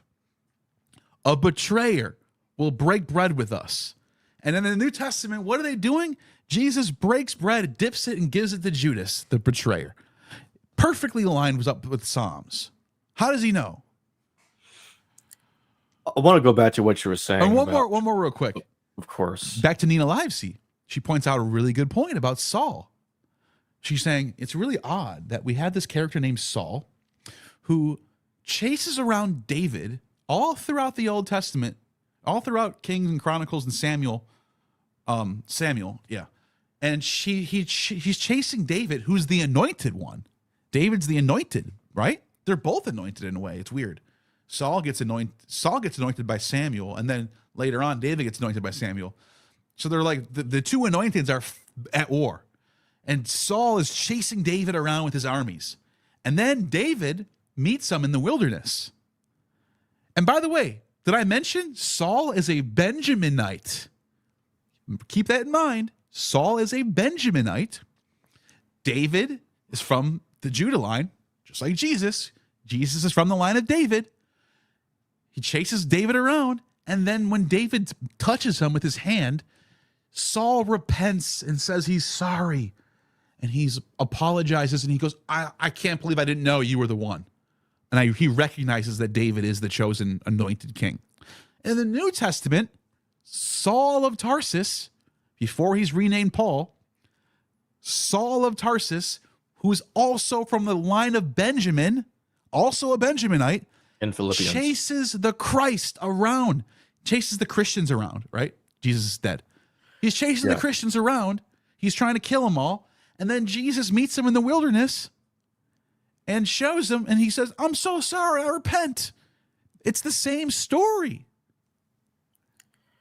I'll go as far as saying that Acts is actually attempting to justify and harmonize a pseudo Paul with the historical Paul and the Paul that wrote the letters. That's possible. Because I've always said that, yeah. Jerome in the 4th century says that there's a guy called Saul of Giscala. He's picking this up from a tradition, and he says, well, there's this thing that's related about Saul of Giscala. It's kind of the way he put it, sort of. And he attributes the tradition, or at least links it, with an individual called Epaphras, which there are some scholars that think that's just Epaphroditus, a shorter name, in Paul's letters. I think that's basically correct. I don't see why that can't be. And what's interesting is he has this guy called Saul of Giscala from Tarsus, and he becomes Gamaliel. Why did I say that? He does not become Gamaliel. He gets taught by Gamaliel after 70 AD. Yeah. I'm like, wait, what? Like after all of Jerusalem was and all of Judea was laid waste by the Romans. I'm like, whoa, wait a minute. How is this happening before 70 AD? That's another thing about that makes me lean towards Nina being right, is that when you take a look at what Nina's saying, thank you for that super chat, by the way. I'm going to go to the next one in a second. When you take a look at what Nina's saying, Christianity, I asked this question in one of my documentaries. Who the hell is Paul writing to in the 40s and 50s? If A, Jesus just died, no one in these cities know who the hell Jesus is, or if there should be a Messiah that needs to die for my sins, or someone needs to, no one, what the fuck, who is he writing to? Who are these churches in all these cities? In Ephesus, in Thessaly, in Rome, in Philippi. Who is he writing to in the 40s and 50s? A, when Jesus just died, and B, before 70 AD, because if he's writing to his fellow Jews in these synagogues, they already know what the answer is. They're waiting. God's temple is active. That's the answer. There's nothing. I've been told my entire life, imagine being a Jew, your entire life you're told, if anyone comes and tries to say they're God, do not listen to them. God is in the temple, right? He's in the temple with them, with the priest. That's it. And you give your 10% of your money to Jerusalem, and you send in your tithe. That's what they were doing. So what the hell was going on between Jesus and the temple? Who was Paul writing to? After 70 AD, all of a sudden, Christianity makes sense. The temple's destroyed. We need an answer. We need a cope. Imagine if Christianity was just a big cope for the temple falling. And the real cope is actually, yeah, the temple fell.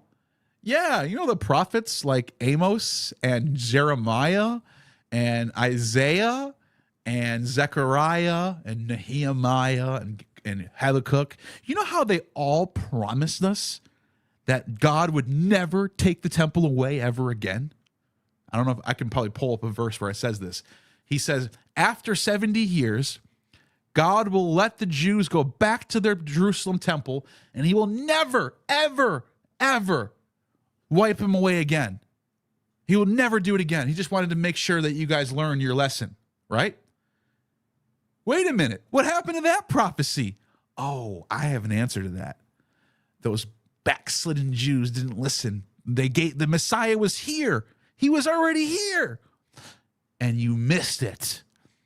And now we must live among the nations until he returns. All of a sudden, the temple being destroyed is no longer a problem. It's actually part of the process. You fixed everything. So Christianity doesn't even make sense until after 70 AD. It doesn't make any sense until after 70 AD. 1 Thessalonians 2:13-16. This is a problem that is recognized by at least by some scholars, in which Paul states, and by the way, it's not just Paul, people. It's Silas and Timothy too, because 1 Thessalonians is written by 3 different people. Yeah. And again, the person that's calling himself Paul, I don't think is the one. I don't think it's the pre-war Paul Clement's talking about anyway. So I don't think it's authentic. But I don't think this is an interpolation that was added to 1 Thessalonians later. There's no manuscript evidence for this.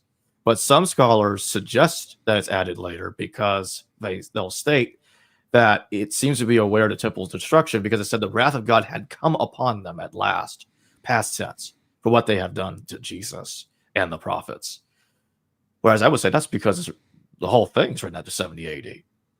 Not just state, oh, well, that part is conveniently an interpolation while everything else surrounding it is conveniently earlier.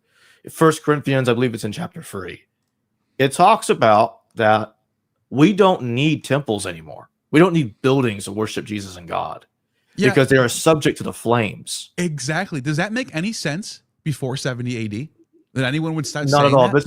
This is why for years, I've ever been to 2 years where I stayed away from it. I shouldn't have done that. But this is why for many years, the last 5 years, I've been pushing this idea or longer that Paul's letters written in the 90s, or at least some point after 70, because I don't think this reflects the historical Paul. This is post 70 theology being shoved into Paul's mouth. That's possible as well. Another point that I want to make, though, I want to add a little nuance to what we're saying, because Philo of Alexandria does technically make a couple of cases of why the temple is not that important.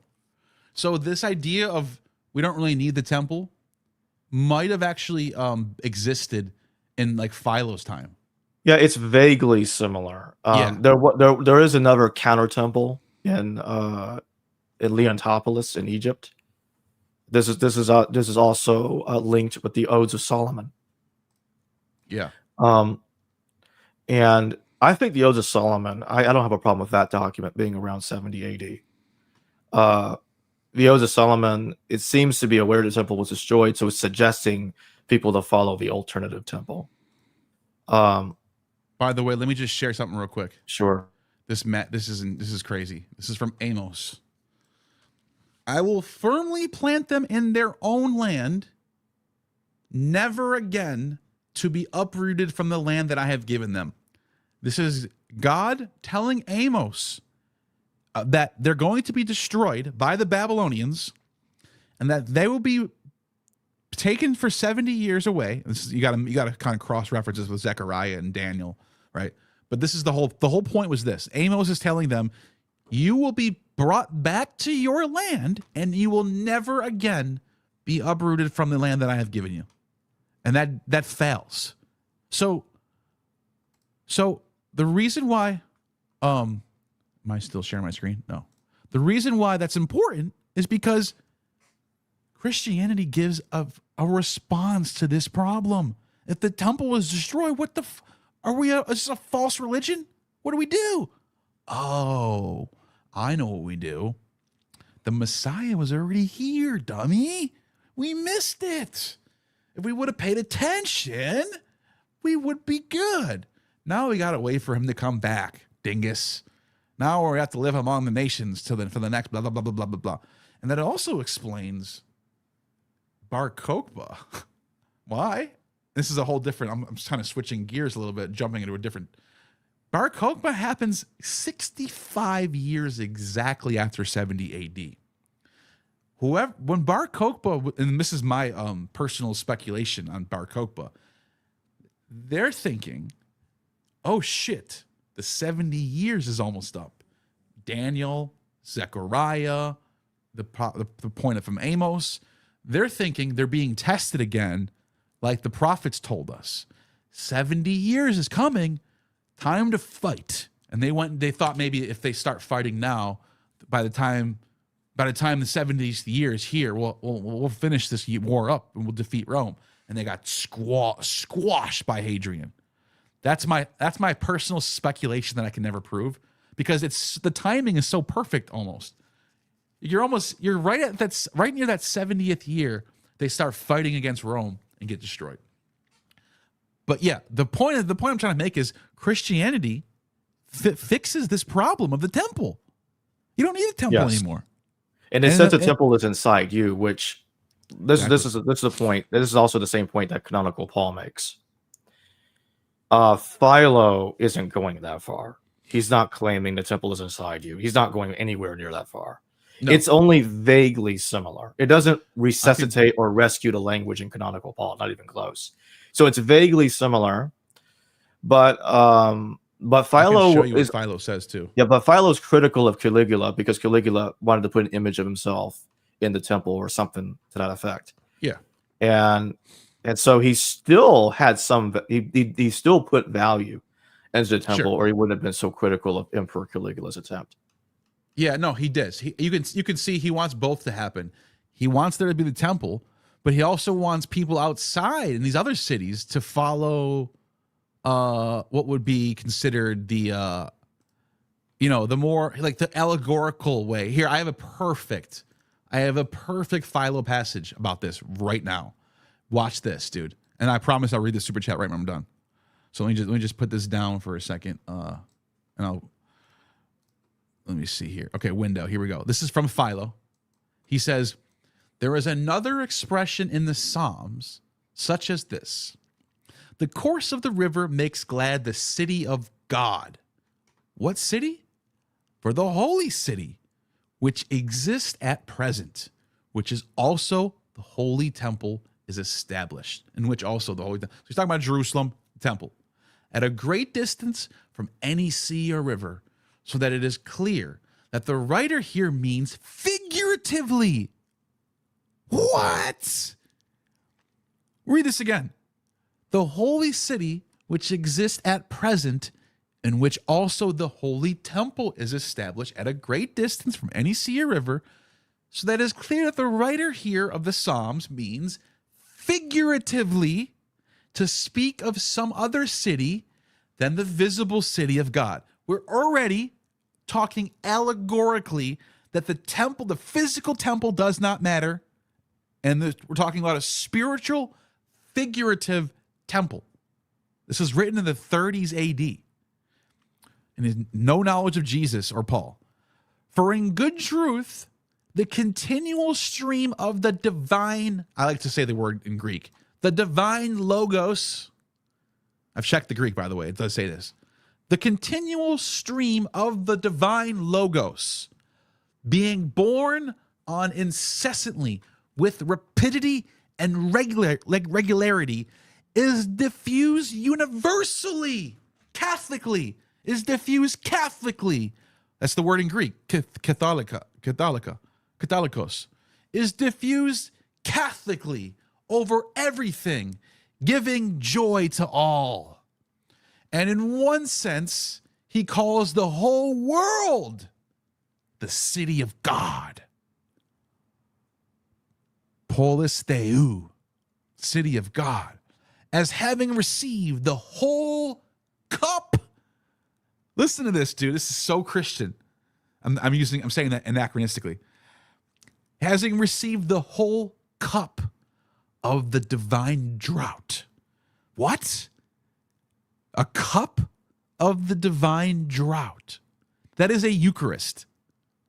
Being gladdened thereby, as to having derived it from an imperishable joy, which it cannot be deprived forever. So you have a figurative temple that is the whole world, universal, Catholic universal temple that is the whole world that receives the whole cup of this divine drink.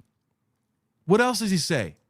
In another sense, he applies this title to the soul of the wise man, the sophos, anthropos, in which God is also to walk as if in a city, God is also to walk as if in a city, for I will walk in you, and I will be your God in you. Where does this come from? Who knows? This is so Christian. Holy shit. This is what Jesus says, that I will be in you, right? Yeah. See if you can find a cross-reference to this while I'm reading this. And who can pour over the happy soul which proffers its own reason as the most sacred cup? Here's the Eucharist again. The holy goblets of true joy. It reminds me of John 14:20. Pull it up. In that day you will know that I am in my Father, and you in me, and I in you. There you go, dude. Fucking beautiful. Look at this. The most sacred cup, the holy goblets of true joy, except the cupbearer of God, the master of the feast, the Logos, the Word. He just tells us what this is. He's telling us. He's showing us Christianity. Who is the cupbearer of the Eucharist that I just explained? The Logos, the Word of God. Listen to this. Listen to this. The Word not differing from the drought itself, meaning the Eucharist is the Word of God. He is the God. He is the Eucharist. You are literally eating and drinking. I'm holding my Eucharist right now. I'm literally drinking the blood of God right here. Amen.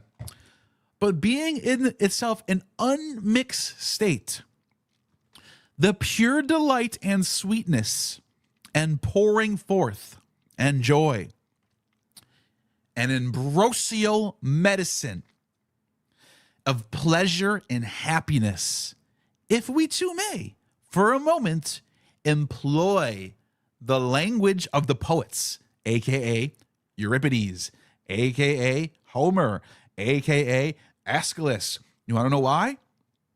Because that's what ambrosial medicine is. It's the cup of eternal life that the gods on Olympus eat and drink to stay immortal forever.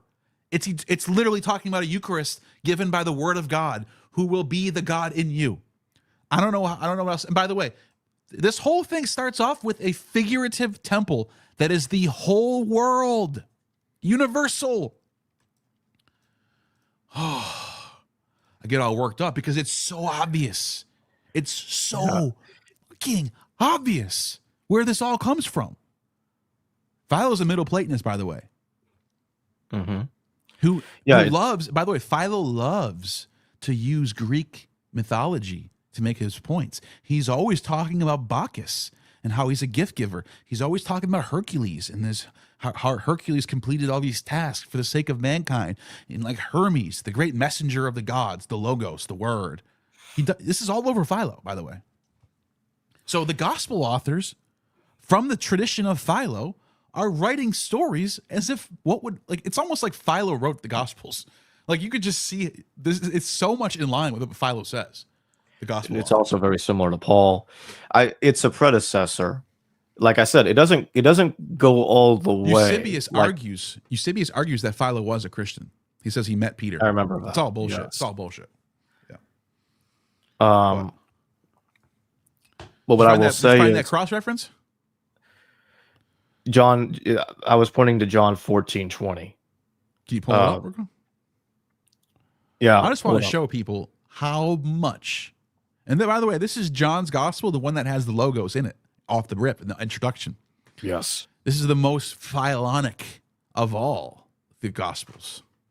And you're literally getting a quote that looks like it could have been ripped right from Philo himself about God being in you. And you take his Eucharist and you become eternally, you are eternally with him forever. He's inside of you. That is what Philo says in this passage. You know? So I just want people to realize, like, this isn't a revelation. This didn't come from some revelation. This was a philosophy of the time period. This was a well-known Judeo-Greek philosophy of the time period. Philo was around from the time of Augustus. He was born around 30 or 20 BC. Or I'm sorry, Yeah, 20 BC. Wait, when did he? 20 BC to 50 We AD. don't exactly know when he was Yeah, but that's a born. rough It's estimate. 20. estimated. I'm just Yeah. saying 20 BC to 50 AD. He lives in that period. It's so weird how he literally lives 20 years before Jesus and 20 years after Jesus. His whole life surrounds when Jesus lives, and he never mentions him once. I will say Not the once. the last definitive appearance of him is in the early 40s. Yeah, After that, because he knows about Caligula. So we if have no he's idea. writing about Caligula, he has to be alive in the 40s. Period. That's your Yeah. start point.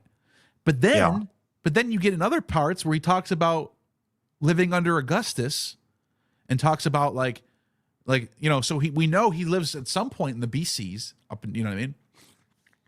Yes. All I'm saying is, after like the early 40s, we lose track of him. Yeah. All right. Solara Night. Thank you for the super chat. Some cultures believe that worshiping a sacrificed person hanging off a cross is pagan. Then Walking Dead, duh. Happy Halloween. Happy Halloween to you too. Yeah, you have the story of Addis being fastened to a tree. You know about that? Addis. Yeah. Addis, the tree bearers would come in, Dendrophori. They would fasten the effigy of the god Addis to a tree, to a pine tree. And then they would bury this pine tree underground for 3 days and then bring it and then rejoice on the third day, on the third or fourth day. It has the 3-day motif. It has the god being fastened to a tree. It has the mourning. It has the rejoicing. And it's guess what week it is? March 25th. Same week as the crucifixion. I don't know how many of those I can point to. I can write a whole book. On pagan festivals that mirror Christian festivals. And if I wrote this book, I'd be fucking nuanced about it. I would go, look, we don't know if the tradition of Addis is actually predating the Gospels. We don't know for sure, but believe it or not, according to John the Lydian, this came from the reign of Claudius, 40s. That's before the Gospels. That's true. If John the Lydian is right, that's a primary source from antiquity. If John, he was a scholar too, a great Byzantine scholar, if he's right, and by the way, the author of Cults of the Roman Empire, I think I have his book over here somewhere. I don't know what I did with it. He says that not only does John the Lydian point out that this festival of Addis, of death and resurrection, is before the Gospels, he says we have archaeological evidence that supports this. And he points to a couple like inscriptions of there being a hilaria taking place in between the time of Marcus Aurelius. I'm sorry, no, Antoninus, or 130s or 140s. And so in between 40 and 140, that 100-year period between 40 and 140, he says you can almost guarantee, you can almost like bet your bottom dollar that this festival was in that time period. Not 4th and 5th century like some of these other scholars try to say. Because they'll go, the only source we have for that is Firmicus Maternus. I happen to have it right here. The only source we have for this Addis festival is Firmicus Maternus. Nothing to see here. This is late. This is 4th century. Actually, there's some primary sources, and so there's some physical evidence that suggests that what Firmicus is talking about in the 4th century was going on for 300 years before Firmicus wrote this down. That's the question. That's the question. It's the same question regarding Christmas, Saturnalia, Sol Invictus, the Calends Fest. The question isn't, did these festivals exist, and are there parallels between, you have the sources like Plutarch says Horus was born at the winter solstice. The question isn't, do these sources exist? They do. We're already past that point. We've already gone past that point. No return. The question is, how much does it influence Christianity, and how much did the Christians borrow from it? It's not did they, or it's not do these sources exist? They do exist. And people like Tim O'Neill will try to keep people out of that discussion into a different discussion and say they don't even exist at all. There is no Addis to 3-day motif. There is no Born of the Winter Solstice. There is no, there is no Samhain festival that's a New Year's. He doesn't even want to admit that those exist. He wants to keep the discussion of nothing exists, nothing to see here at all.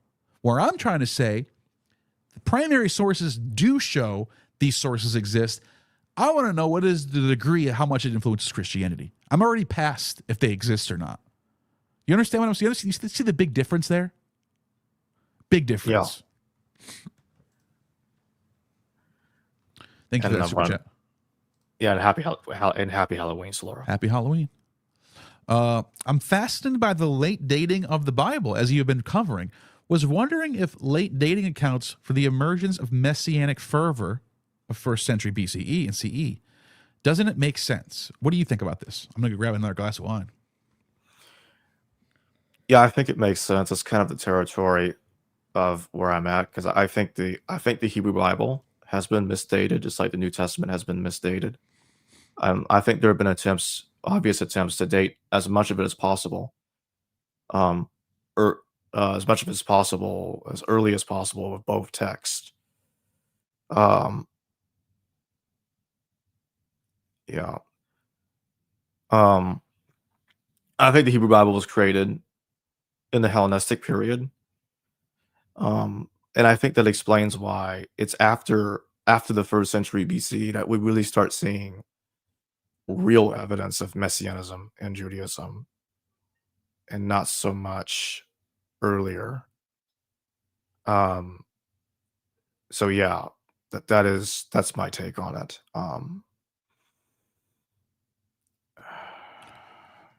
You answered that up? What was that? You got this one? Yeah, I already responded. I didn't have a whole lot to say, but I just said that I kind of agree. Late dating for emergence of messianic fervor. I do agree with Eddie that this is a late emergence. The whole Messiah thing was not something that you find early. Like there already is messiahs. King David's a messiah. King Cyrus is a messiah. Messiah is not a big deal. They're all little M messiahs.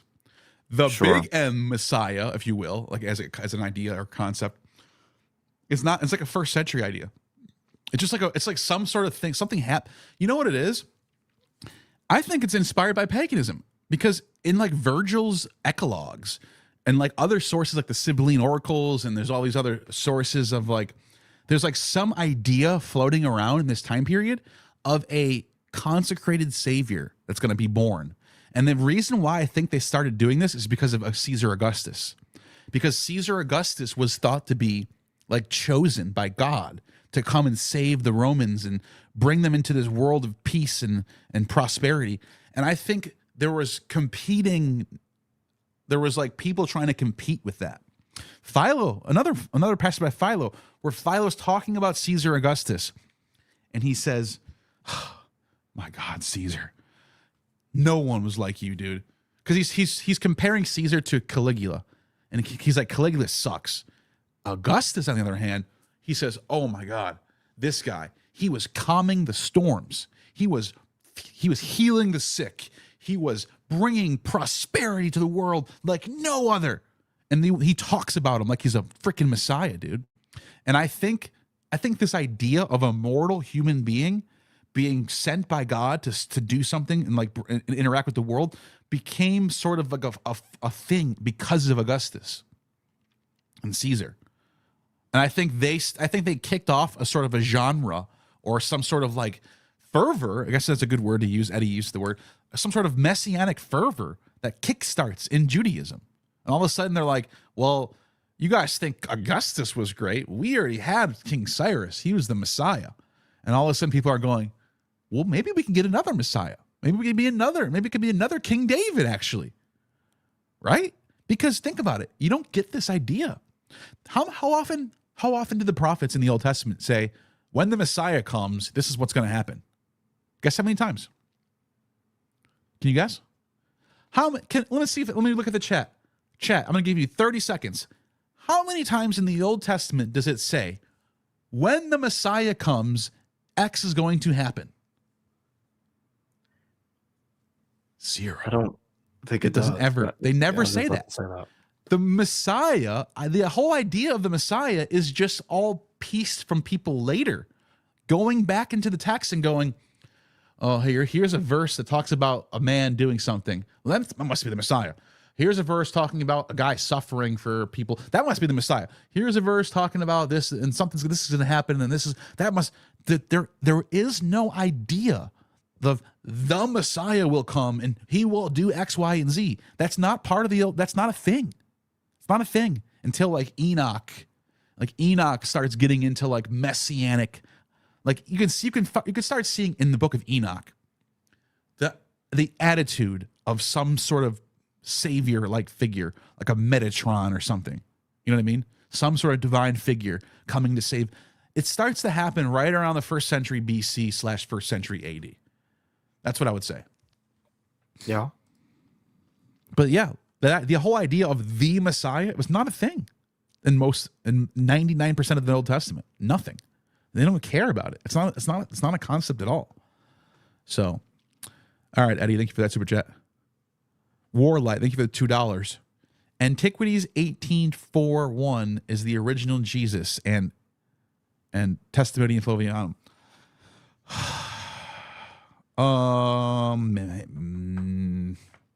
That does not make any sense to me. I don't think so. I think Josephus.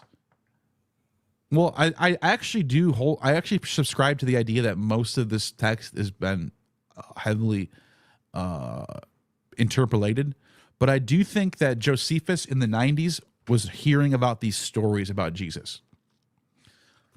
Now, I'm not saying that Warlight is impossible. I'm not saying that it's not impossible that Josephus writes this story about some guy named Jesus who got crucified, and then the Gospels draw from that. Is that impossible? No. I just don't know if that's the most likely scenario. I just don't know if I don't know if I'm sold by that idea. That'd be kind of crazy. Just some random story that Josephus wrote. And where did Josephus get it from? He just made it up? Is that what you're saying? Like there's more questions to be answered now, if that's the case. You know what I mean? And he says that he mentions Christians in the testimonium, and it's quite obvious that he heard it from other. Oh, that's right. You're right. Good point. Great point. Yeah. He says, and still to this day, they Christianoi are named after him.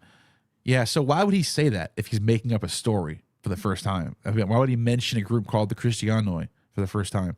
Good point. I think you rebutted that pretty good. So Warlight, what do you think about that? What do you think about him calling him Christiano? Did he make that up? I mean, seriously, that's a good question. Yeah, that's ridiculous. Yeah, what else? I want to point out something that there's a point I made earlier that I didn't finish. It had to do with the Gospel of John. I don't think John can be dated any later than the 130s AD, and I pointed this out to you recently that there's actually an Armenian manuscript of Mark in which it literally attributes a longer ending to a guy called Aristion. This Aristion's mentioned by Papias Areopolis, and it's suggesting that Aristion wrote the longer ending, that he added it himself. Now, if you read Eusebius, you find out that Aristion, there's also, I think there's a couple other texts talk about this as well, but Aristion was the secretary, the scribe of Bishop Marcus of Jerusalem after the Bar Kokhba revolt. Yeah. And I think that since the longer ending of Mark is clearly aware of the Gospel of John, that's why I think that this edition. I might have suggested somewhere else it's 138, but really it probably makes sense that it happened around the same time that John came out. It's more like 135. So that means to me that John couldn't have been written any later than 135 AD, because that's when Mark of Jerusalem became bishop, and that's when you got this Aristion guy running around with him as secretary. So they're writing the longer ending, which is kind of taking resurrection bits from Matthew and Luke and John, and writing that into Mark, try to make Mark closer to the resurrection accounts of the other three gospels. If this was written by Aristion, and that would mean, I take it, F.C. Conybeare, he's a scholar living in the mid 20th century. He argued that this is true, that Aristion did write it, and there were other scholars, I believe, that as well. This would later be rejected by scholars as untrue or likely untrue. I disagree with that assessment. I think it's true. I think the Armenian tradition is providing evidence, I think strong evidence, to think that this individual did write the longer ending. I can see why in canonical Mark, Aristion's name got removed as the author of the longer ending, because they want people to believe that Mark, the same one that wrote the short ending, also wrote the long ending. To have Aristion in there is like, now I'm going to write this. They were like, no, we can't have that. We got to take his name out of there because he's admitting that he's adding stuff. We got to remove that. So the Armenians is preserving I think they're preserving an evidence that Aristion in the 130s was the author of the longer ending. Wow. What time was that? What date you said was that? 135 AD. No earlier than that. For the long ending of Mark. Yes. Interesting. And why did it take so long for it to get into the manuscripts in the 5th century?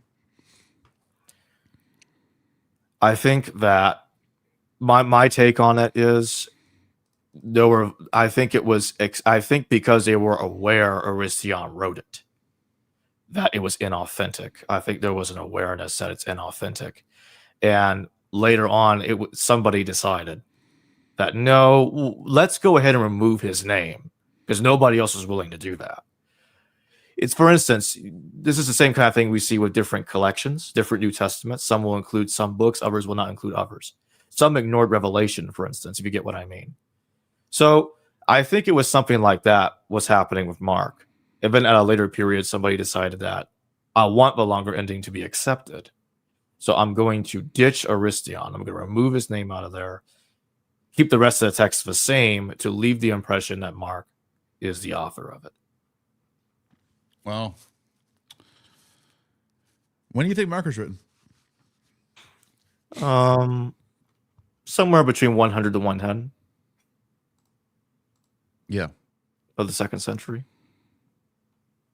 Yeah, I would probably say it's at least after 70. I mean, I'm starting to fall into the camp that none of this makes sense until after post 70. I mean, obviously I already mentioned Philo.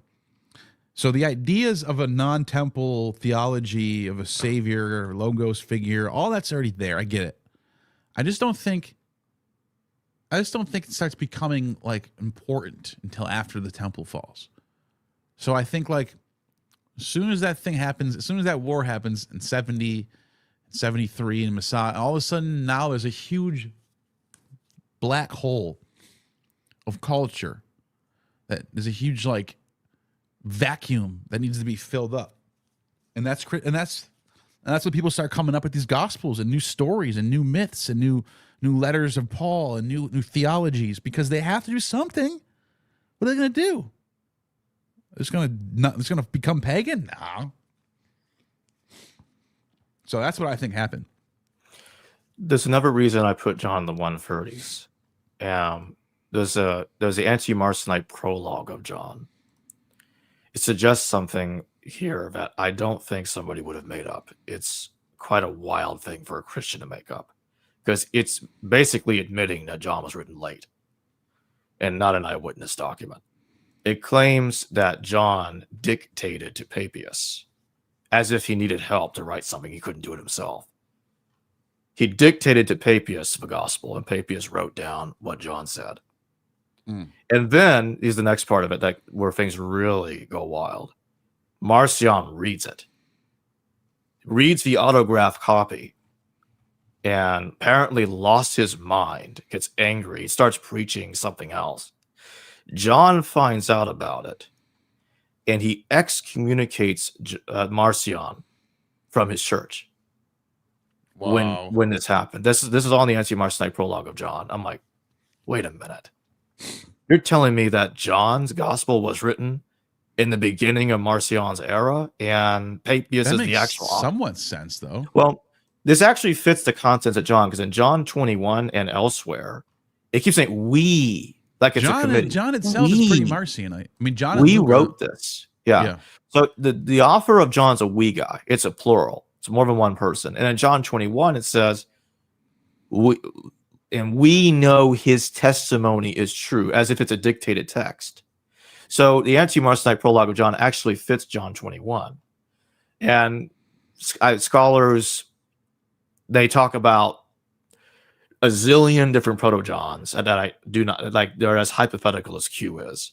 There's no evidence there always ever zillion proto-Johns with sign, source, gospel. There's no evidence of any of that. But I think what happened is, I think the reason why John looks like it's written in multiple stages is because John dictated to Papias. So sometimes the text might look like it's more consistent with one style versus the other style, is because Papias is receiving input from John. It is also possible he's incorporating notes from John that he wrote back when he could write, because I'm guessing what happened is John was too old to write. He couldn't write anymore. His hands might have withered because he needed help from Papias. So whatever the reason is, the style is different here and there, and it might give the impression of breaks in the text, because that's the point. It's written by more than one guy at the same time. John and Papias. John's dictating to Papias, at least. So that's what I think gives that misimpression. That, you know, what's crazy about what you're talking about right now is that we know someone wrote these texts, and they're not just random nobodies. They're going to be educated. They're going to be like highly intelligent. So like, ask yourself this: who are the candidates? It's not like, this is the one thing that really gets me about these gospels in the early Christianity, is we have this like vision in our mind that this gospel from an anonymous author was like some random unknown guy that no one ever knew from history. But honestly, it's possible that it could be someone like Papias, or it could be Marcion, or it could be like whatever, Clement or something. It could be someone who we already know from, who writes other. If someone's writing in other places and they're a writer and they're constantly writing stuff, then what's more likely, that someone who doesn't write ever just comes out of nowhere and writes the gospel and never writes anything else ever again for the rest of his career? He just writes the greatest fucking story of all time and then retires. It's crazy. Doesn't make sense to me. What actually makes sense is someone who's already a writer, Papias, Marcion, blah, blah, blah, probably wrote the gospels too. Yeah, the anti-Marcionite prologue is saying that a guy called John dictated to Papias, and that would make John not an eyewitness at all. He's like way late in the game. He's a Christian seeking Papias' aid to write the gospel. Let me say something else here.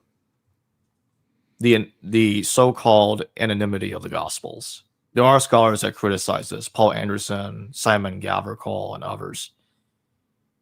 Now, some people might say those are just apologists. I'm like, no, I think they make good points. I think they're good scholars. And Stephen Boyce himself also takes issue with this, and I think they're right here. And what I'm trying to say is, there's actually no proof. Now, somebody might say, Jacob, you're nuts for suggesting this. Why would you dare say this? I'm like, hear me out. We actually have no proof the Gospels are anonymous. This is an assumption that the oldest, that the names were added later. Actually, we don't have evidence of that either. That's assumed. Mm-hmm. We really don't know that. There's no problem with saying some guy called Mark actually wrote Mark. It doesn't mean anything. Mark was a common name in Latin. Matthew, John, these are common Hebrew names.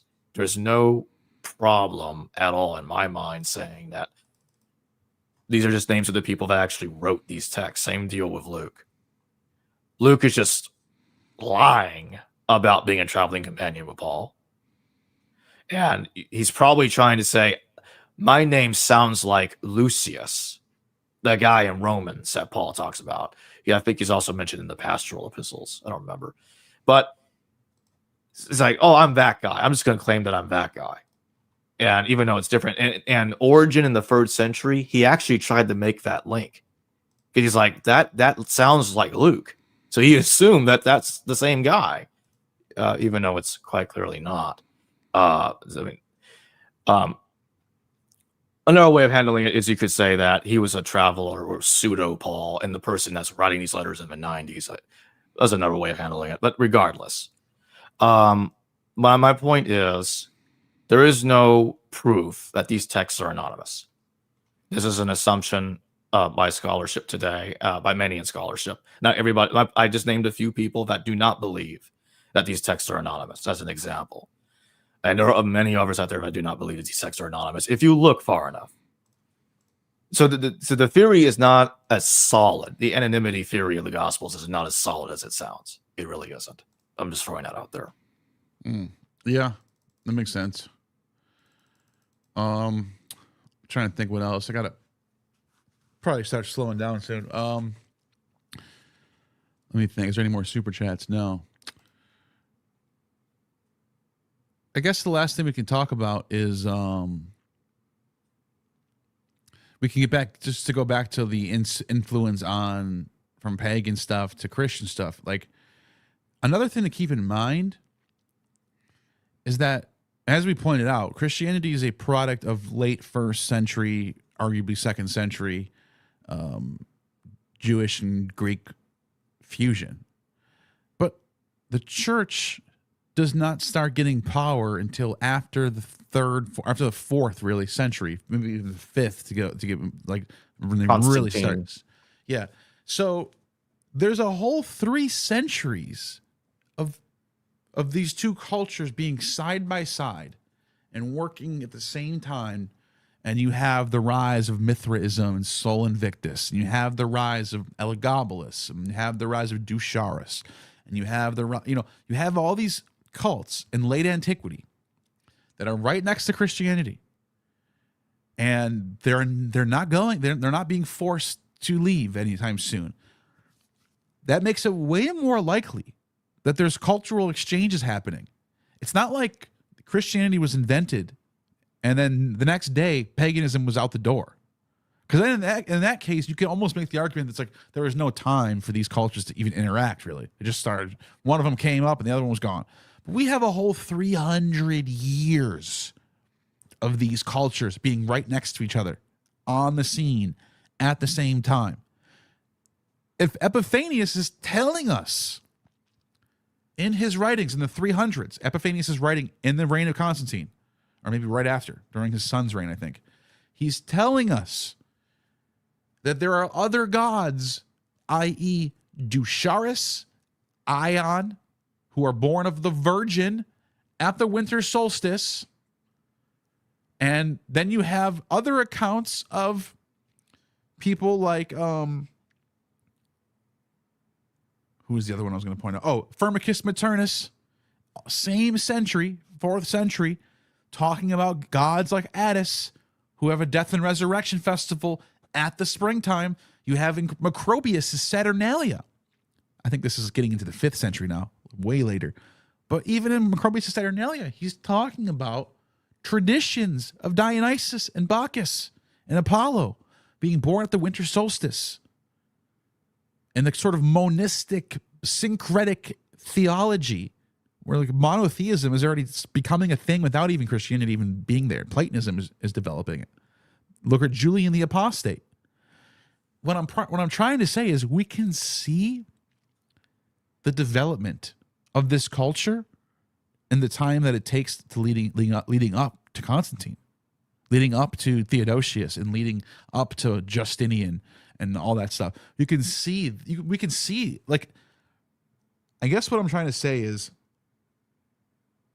don't expect there to be a primary source that's going to hold your hand and say, hi, my name is John the Bishop, and I want to talk about why we're going to borrow this thing from these pagans. They're not going to do that.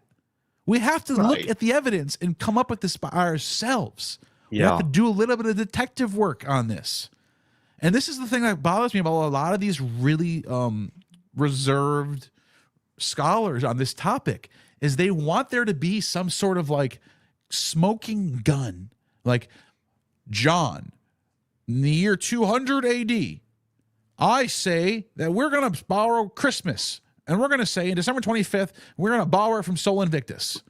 You're not going to find that, dude.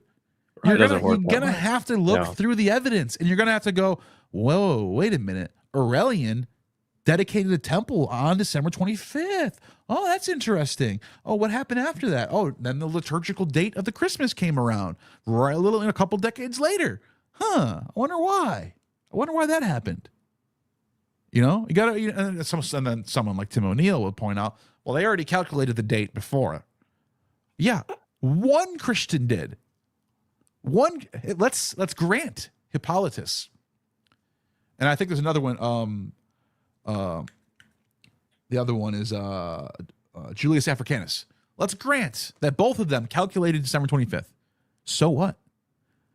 That's like me. That's like saying, if I decided right now, I'm over here doing research, and I come up with this. I come up with a theory that let's say I write down that I think the Buffalo Bills should wear green jerseys next year.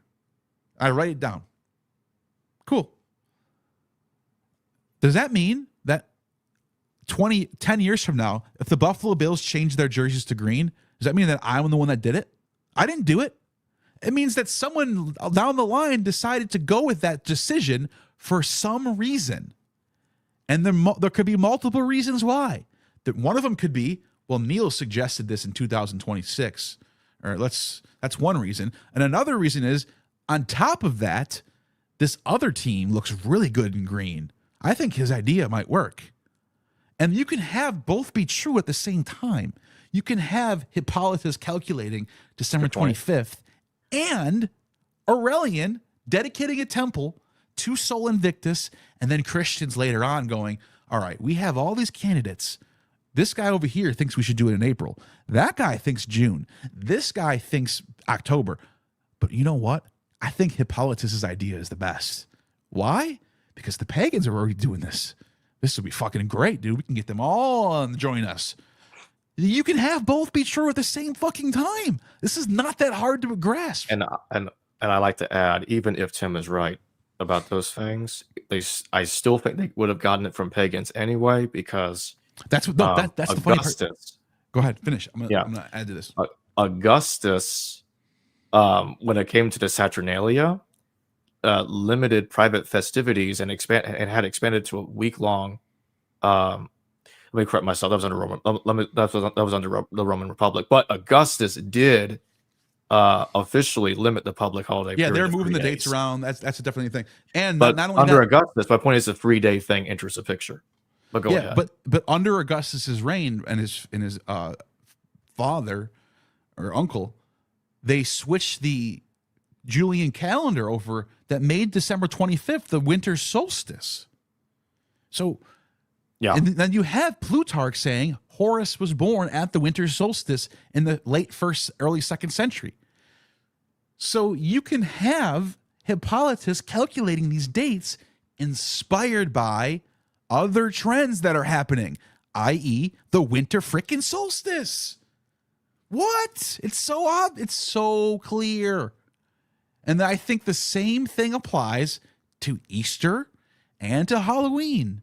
You can have multiple ideas be true at the same time. You can have All Saints Day being purely a Christian holiday, and then why are they moving it to November 1st? Why? Why in the 800s AD do they decide? And this is the craziest part about it. It's not like Charlemagne lives in India. Charlemagne is living in the lands that are doing Samhain. He's there. He's right there. And he's the one that moves it. What else do we need? Seriously. And then they want there to be unless there's a document that says, my name is Charlemagne, and in the year 800, I'm deciding that because Samhain is on this day, I'm going to move Christmas to this, or I'm going to move All Saints Day to this. You're not going to fucking find that, dude. You got to stop pretending that that's how we do that fucking research, dude. It's not. It's not how this shit works. Now, you can make the case all you want that we can't prove it. And I agree. That's what a lot of these scholars that Tim likes to cite, that's what they're saying. They're going out there and going, we cannot prove that paganism is where we get Halloween from. We cannot prove that Christmas came from pagan. And they're right. We can't prove that. That doesn't mean there's not a case to be made for the other side. It's that simple. Bring the fucking nuance, or shut up, or don't write blogs, or get off the internet. That's it. Just bring the nuance. Show that you're aware of other sides of this topic. Show that you're aware of the data before you make a hard stance. Before you get so emotional and so like your whole entire presence on the internet is all on these topics defending Christianity from paganism. If you're going to be that way, know the fucking topic first before you speak on it.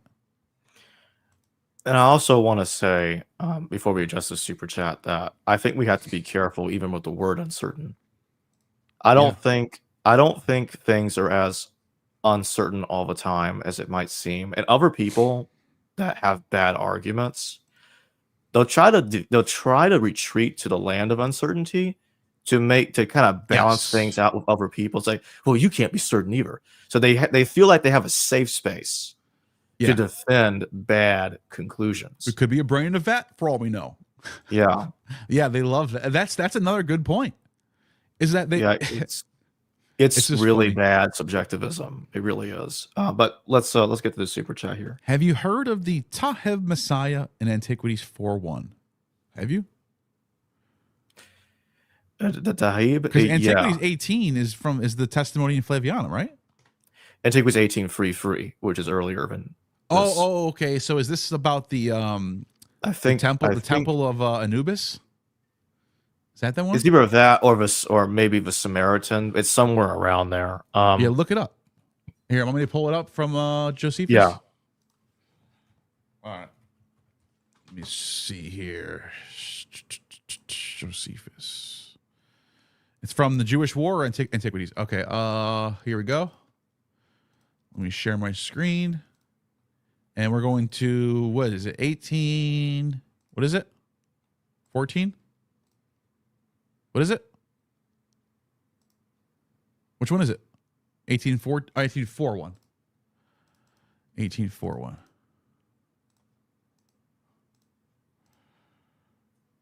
All right. So 18. Is this, am I in the right place? Yeah, 18.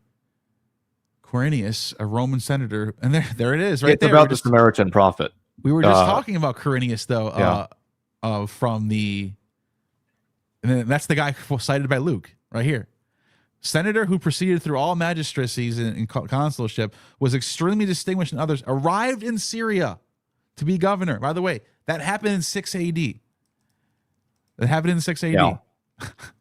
All right, but but Tahib is a Samaritan. He was the leader of the revolt at Mount Gerizim, which led to them being massacred by Pontius Pilate's men, which led to Pilate being removed as governor or prefect. Excuse me. Here it is, right here. The Samaritan nation too was not exempt from disturbance, for a man who made light of mendacity and all his designs catered to the mob, rallied them, bidding them to go in a body with him to Mount Gerizim, within their beliefs is the most sacred of mountains. True. He assured them, to the Samaritans, he assured them that their arrival, he would show them the sacred vessels which were buried there, where Moses had deposited them. That's interesting. Isn't that where Jesus finds Moses and Elijah? His hearers, viewing this tale as plausible, appeared in arms. This is important that people need to understand about Jesus, about Judas the Galilean, about this guy. These stories are so common in the first century of these Messiah-like figures. They posted themselves in a certain village called Tirthana, and as they planned to climb the mountain in a great multitude, they welcomed their ranks the new arrivals who kept coming. But before they could ascend, Pilate blocked their projected route up the mountain with a detachment of cavalry and heavy armed infantry, who in an encounter with the first comers of the village slew some in a pitched battle and put the others to flight.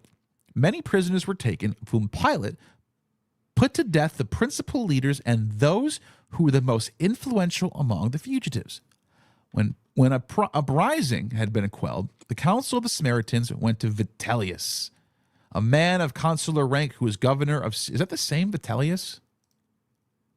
Father of Emperor Vitellius. I was going to say, is that the same? Okay, it's his father.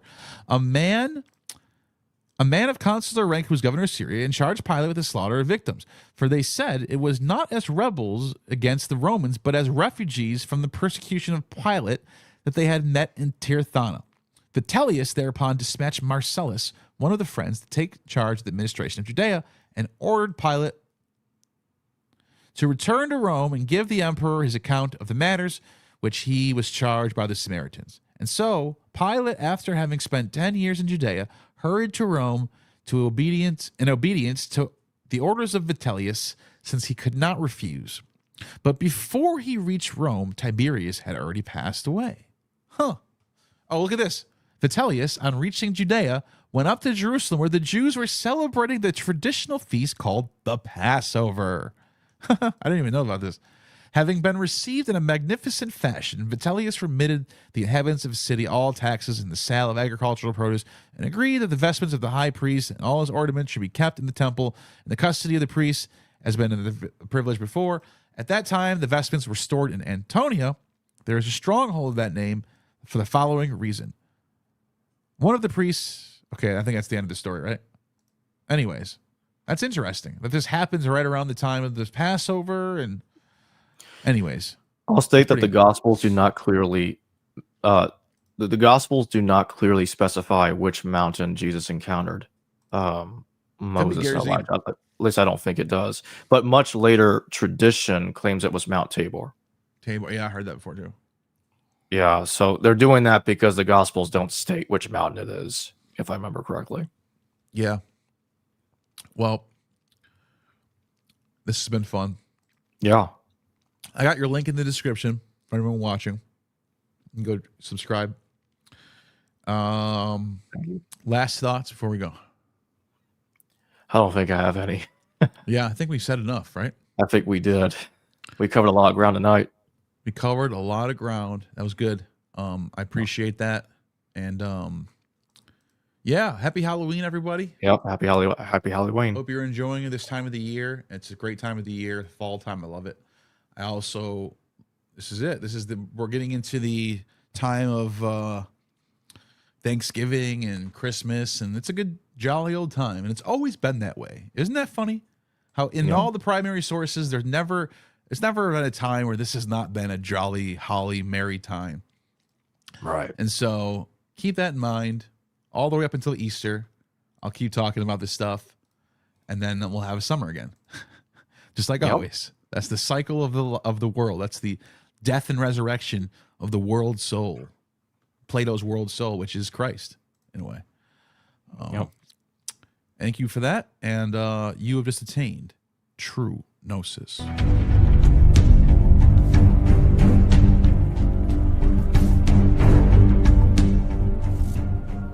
You have just attained true gnosis. The demiurge has no power over